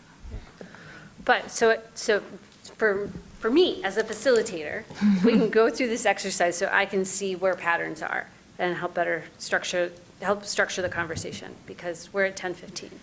And I can go late, but we're here as late as you want to be. It's okay, we already started. We don't have to pass anything particular for starting after 11 o'clock. Okay, all right. So how these are set out, yes, no, maybe. All right, I'm going to do what you asked, but Mr. Leonard just added a caveat to it, which I do have to address. So one, my answer is no. And I think part of why my answer is no is because having the access for disadvantaged groups here is, it is important that we name how we have designed to intentionally marginalize groups of people. And I think that has to be acknowledged. And we're at a juncture where we get to change things. And this is an opportunity for us to reimagine. So I would have just said no, but then Mr. Leonard said, should they be on here at all? And I think the fact that we intentionally marginalize people, therefore we exclude them from having access to the benefits of our community, absolutely that has to be on here, and we do need to redress it. Whether it's one of the top 3 goals, it does need to be in the mix. Okay, thank you. Commissioner Clark. I guess I have a lot of difficulty because I see they're also interdependent. And I would agree that access to disadvantaged groups, aging in place, universal design should be a priority. I guess I struggle with trying to separate housing from transportation and pedestrian activities, just because, and again, accessibility, they all kind of seem intertwined to me. So I guess that's not a very helpful answer, but yeah, to me, housing is an access issue, which encompasses quite a few things on here. Okay, thank you. Maybe, and what motivates me is the access for disadvantaged groups to the maybe. Maybe, because by sustainability, I'm curious about if electrification falls under that bucket, because there's some things in sustainability that I think are just given based on location, and some things in sustainability that are not covered by energy efficiency that I do think should be a priority. Okay, thank you. I think energy efficiency, I'm struggling with that as a category. Because I feel like you could have an incredibly energy efficient building and still have it be dependent on fossil fuels. And that's part of what we're trying to address here. So I get the difference that you're trying to go for in terms of sustainability and pulling that apart. But somehow that's not working for me in terms of the way that that's categorized. Okay. And so it may be something about, fossil fuel or, something along those lines. So that is problematic for me. And like some of the others have said, some of these things they're all just so intertwined with each other that they're going to sort of automatically get scooped up and swept in, with some of these other things. So, as long as sustainability, we're thinking about transit, which is, downtown, how can we not? I mean, that's the thing. It's like, this is not for the whole city. This is for the downtown. Yeah. We're just by default, it's transit. So it's like, do we even need to really think about that? I mean, I don't know why that's even on the list in some way. If it was the entire city, that's different. But for the downtown area, it feels kind of like, well, yeah, there's access everywhere. But maybe you have a different explanation of why that would be in the list in the first place, given that it's just in the downtown. So yes, and that was some of the problematic things with the green building and the LEED is that you would automatically get some scores because you're in the downtown, if you're using that LEED certification. Right. But if you are looking, and again, this is getting down the road, if we're looking at different measures, which maybe it's fossil fuels, maybe it's electrification, maybe it's, do you have LED, do you have green infrastructure, maybe it's how much cooling is part of the building. These are all measures that you could look at. And so if this was a way to get your priorities, so we don't have to have, and then we can narrow and bring you policy options to talk about for us to take to stakeholders. So, Madam Chair, I'm going to chalk you up as a maybe. And then thank you for sharing the thoughts. Maybe. Okay. Any thoughts? You want them? I would say you can bundle sustainability and energy efficiency. If it's muddled at this table, I think to the point of developers getting confused, figure out how to reconcile that, because transit hits in 3 to 4 lines here. You can definitely nix pedestrian amenities, transportation, historic preservation. I'd be very interested to hear strategies and tactics around access for disadvantaged groups as it comes to policy. Okay. All right. I would also say maybe ditto on the energy efficiency and sustainability. I was struggling with that. And some of these, I guess, to me, and maybe it's because I'm tired and maybe it's because I missed the first discussion. Like when we say, like this doesn't necessarily feel like they're all sort of apples to apples, like historic preservation, like a lot of these, it's like, we want housing, we want energy efficiency. What is the historic preservation component of it? So it was a method to have historic buildings that are outside of the historic district to be preserved. So the most prominent example of where it was used is the hotel where Zingerman's is, and the bus depot. It was expressed to me when I was helping with this in 2013, same kind of process. Many historic preservation advocates felt that they called it a facadeectomy, and it was not a kind term. So that's an example of how it had been used, but when you have such strong historic preservation rules in your historic districts, I would say that its track record has been spotty. Also, the premium that was offered for it was pretty minimal. And so it wasn't very often taken. So that's some background on that. Okay. Yeah, I mean, yeah, I wouldn't prioritize that. Okay. Maybe. Okay, context? Sure. I think it's the most salient, boiled down version is sustainability, affordability, equity, and quality in the built environment. The element that I find somewhat missing here actually is one that's not on this list, which is economic development. And the reason I say that is these folks need somewhere to, generate, they need jobs, right? I mean, like, we can build all the housing we want, but we also need, and I actually think, I'm a little torn about the pedestrian amenities activities, because I talked about downtowns need to be fun. That's why people want to be there, right? They want to attract talent. They want the stochastic interaction. And so I think economic, what? Splash pad. Yeah, splash pad. Yeah, it's like, oh, the water came out of nowhere. So I think the elements of the top two, right? Sustainability, affordability, equity in the built environment, and economic development is one that I think is just that we also need to make a point of saying we need exciting, vibrant, attractive storefronts, beauty in the built environment to a certain extent. So I don't know how to really, sorry, I don't mean to complicate things. Well, and some of it is what do you incentivize and what do you require? Right. And so premiums are really incentives. Yep. So also keep in mind that specific tool as we go on. And I remember the last time in 2017 also, we got into some of this is what do you require? And then what do you incentivize? And if there's things that are must, require it. Do it somewhere else in the zoning ordinance or do it somewhere else by ordinance if you can.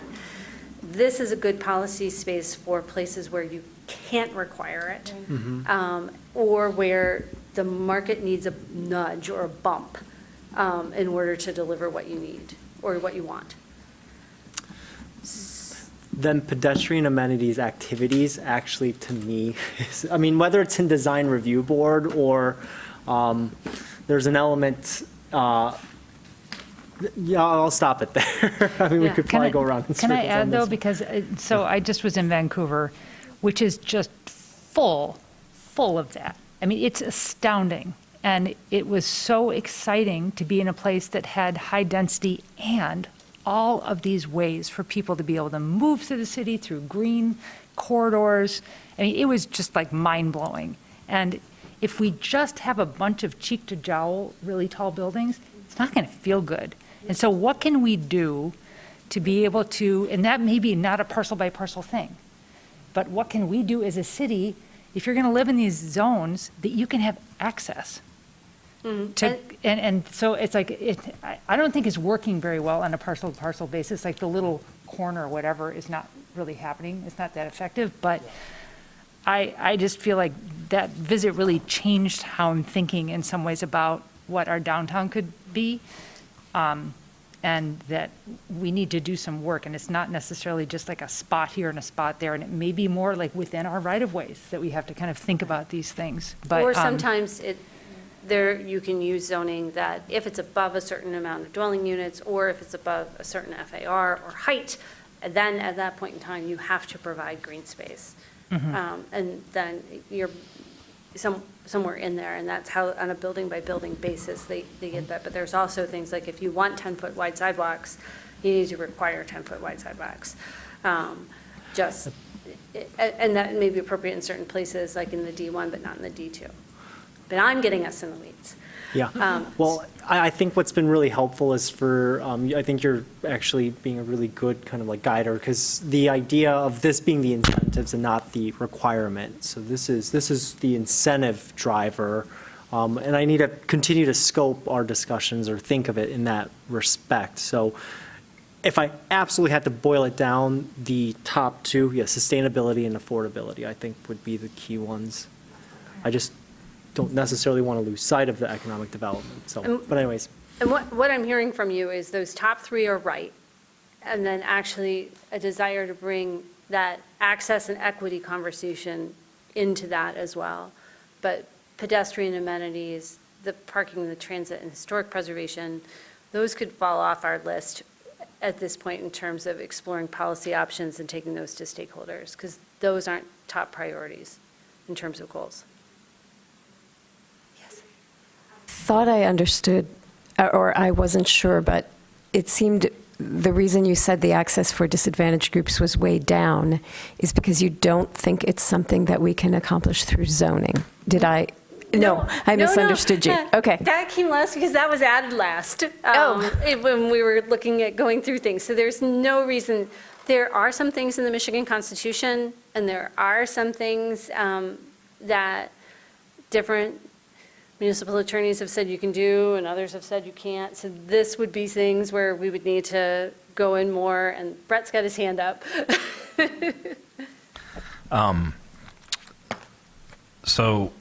When I look at that last category, just to share some thoughts, I think universal design and the type of units or housing, that is easily incorporated when we're talking about our housing goals. So part of that, I think, is easy. When we're talking about access for disadvantaged groups, and this is something that we've identified as part of our comprehensive plan that we want to unpack. We want to not only do better, we want to try and repair.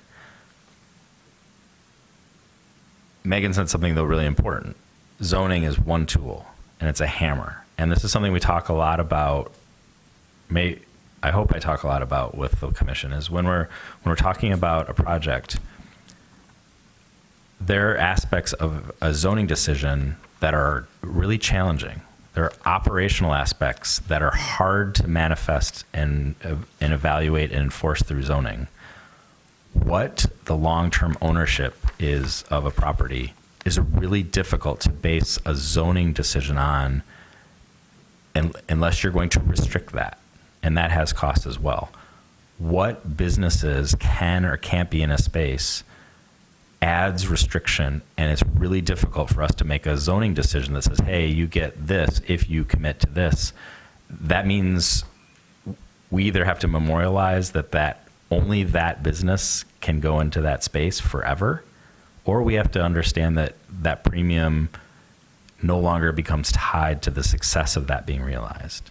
And so when we're talking particularly about disadvantaged groups, developer diversity, business types, I would just share that those are absolutely great goals. I have concerns about using zoning to accomplish them, because we have to make a decision at the zoning table and on the site at the time that we say we hand over the keys. And if we are giving 400% FAR because of something that requires an operational decision that we are going to not have be part of that transaction in the future, I would encourage us just to think about, well, maybe we just allow that 400% FAR period. So when we're talking about the Constitution and aspects to equity, I think it's a particularly challenging thing for zoning. I don't think that we should let it go. I appreciate that the commissioners are elevating that. I think that should be part of it. But I just want to name with a little bit more specificity than what Megan's talking about. It's hard for business ownership development entities to have a bearing on the physical aspect of what gets built or what doesn't get built. And that's why zoning is a challenging tool for that particular goal in some ways. But what we can do as we research also is that with other cities, they have some of the same goals too and have enacted different policy changes. And some of those, especially dealing with racial equity and changes in the built environment, are programs rather than a zoning change. And so that incentive is not necessarily the floor height.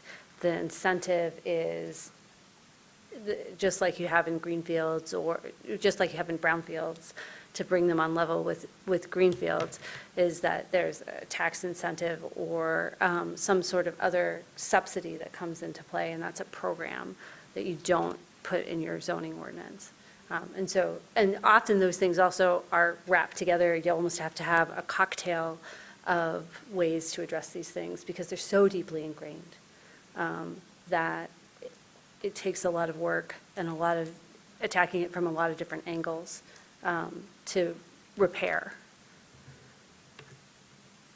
Okay, so I feel like we have enough to go on goals, and I'm seeing nods from you in terms of where we are. One last question, and then I'm done. I'll hand it over to Ben to say thank you. Or am I doing okay? Okay, all right. Next slide. Policy approaches. So on page 4 of our report to you, we had this broken down by pros and cons and giving you some case studies examples. Really from tonight, what we would like to hear from you again, and I'm going to work this way to this way, is that do you have opinion or on which you feel would be best to explore of these policy approaches? A large menu, and that's essentially what you have now. A small menu where it might be 2 or 3 interrelated things, maybe energy efficiency and sustainability together, or maybe residential along with affordability together, or residential with equity together. Or is it better to not have the incentives at all and to uncap? We really didn't have a case study of that, but Boulder, Colorado, when they have had incentives for energy efficiency, they flat out state they found it to be ineffective, and they're going to pursue requirements. And so that's a different policy approach. And so the equivalent of that in this would be to say, we're not going to do premiums anymore. We're going to increase the FAR or increase the height of the base, and we'll see where we go. And that's an option for you too. So I'm going to work this way to this way, and I want to hear from each planning commissioner what your preference is for us as going forward, what your direction would be to us to look at whether large menu, small menu, no incentive. So back to you, Commissioner Lee. Oh, sure. To me, it's the paradox of choice. The more choices you give somebody, the harder it gets. I think simplification can be a benefit. I don't have, I'm not going to lean towards one thing. There's plenty that a developer has to really evaluate, right? They have to gather a general partnership, a limited partnership pool. They have to bring in equity. They also have to lever it, right, with a lot of debt. They have to convince lenders. And they will look at the kind of municipalities and how difficult the risk rating associated with the community. And that risk rating kind of gets increased if there's more hurdles and or there's more choices or decisions that need to be made. So to me, simplifying, frankly, I like the Boulder, Colorado, just requirements. I mean, at least you're just very clear about what you need to do. So simplification to me makes sense, and that's the way that's my 2 cents. Thank you for your 2 cents. I would agree with that. If I had to rank these, I think I would go with no incentive and increased density first. But if we do a little more digging and find that for some reason that wouldn't work, then small menu, probably large menu, no. Because if that's what we have now and that's not working, then nope. Thank you. Very clear. None to small. Upzone a little bit and allow a simple way to add a little bit more. Okay. Thank you. I'm small too. And again, I kind of feel like this sustainability thing really could be wrapped together more effectively, and housing and sustainability are my two big things. I agree with Commissioner Sauvé and Commissioner Gabrandel. Mm-hmm. I agree with small menu. I fear the results of going with no incentive because there are too many things in this state that we can't get by requiring them.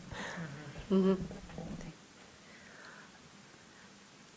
I'd agree, small menu, and then no incentive after that. Simplifying is better. Yeah, I'll echo small menu if we get rid of the floor area ratio restrictions. and then no incentive.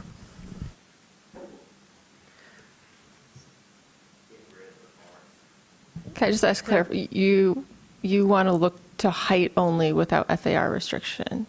Is that? Well, I'm trying to, like, when I look at the UDC, a lot of it, or at least one of the key premium options is the floor area ratio. And then affordability sits within there. And before we made this change, we didn't have, or we had something different with the FAR. Like the FAR gets unlocked based on all these sort of things. FAR used to get unlocked based on about a unit, like doing residential. Now FAR gets unlocked doing affordable residential. But it also gets unlocked for sustainability. Yes.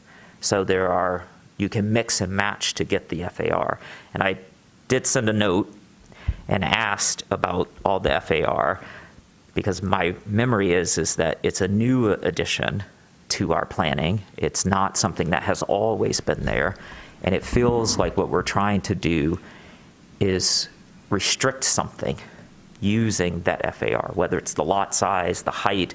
And so I just wanted to name it and put it out there, and now we can talk about it to see how it fits. I don't know if Mr. Leonard wants to say anything, or Mr. Leo, sorry. I didn't look left. I will defer to my boss. Oh. Thanks a lot.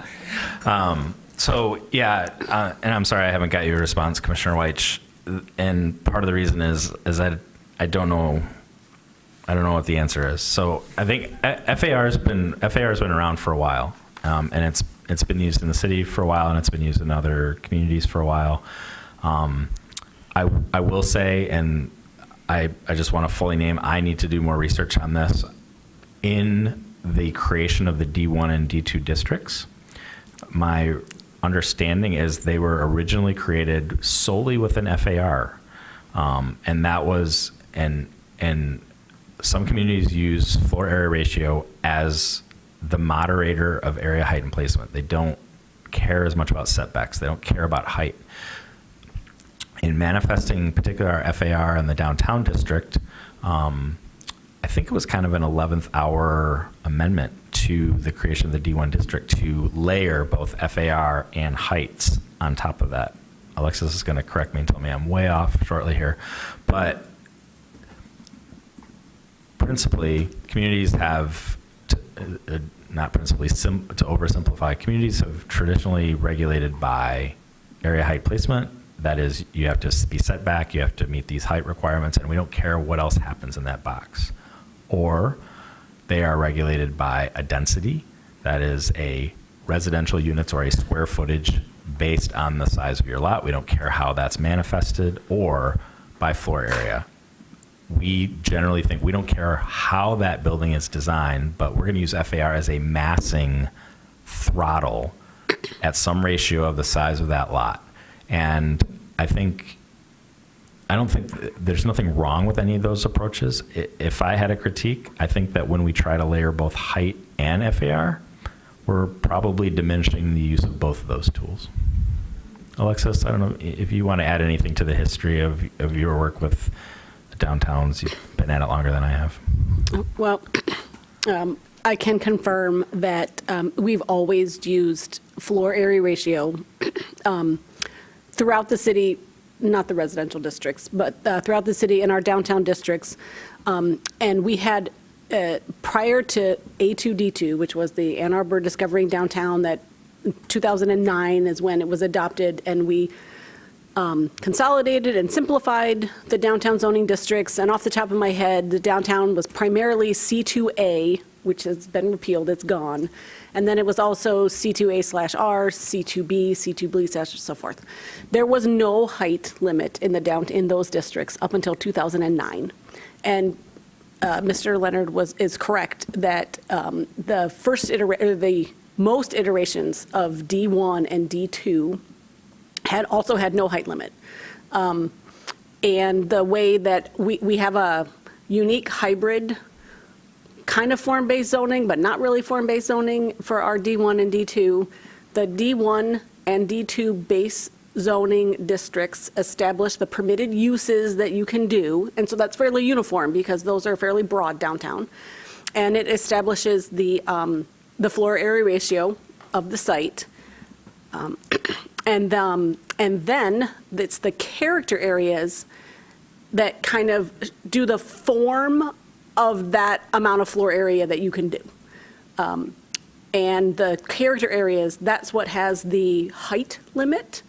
Some of them have a maximum diagonal, and that's the side and rear setbacks. And then our front setbacks are based on the street classification. So there's 3 different spots.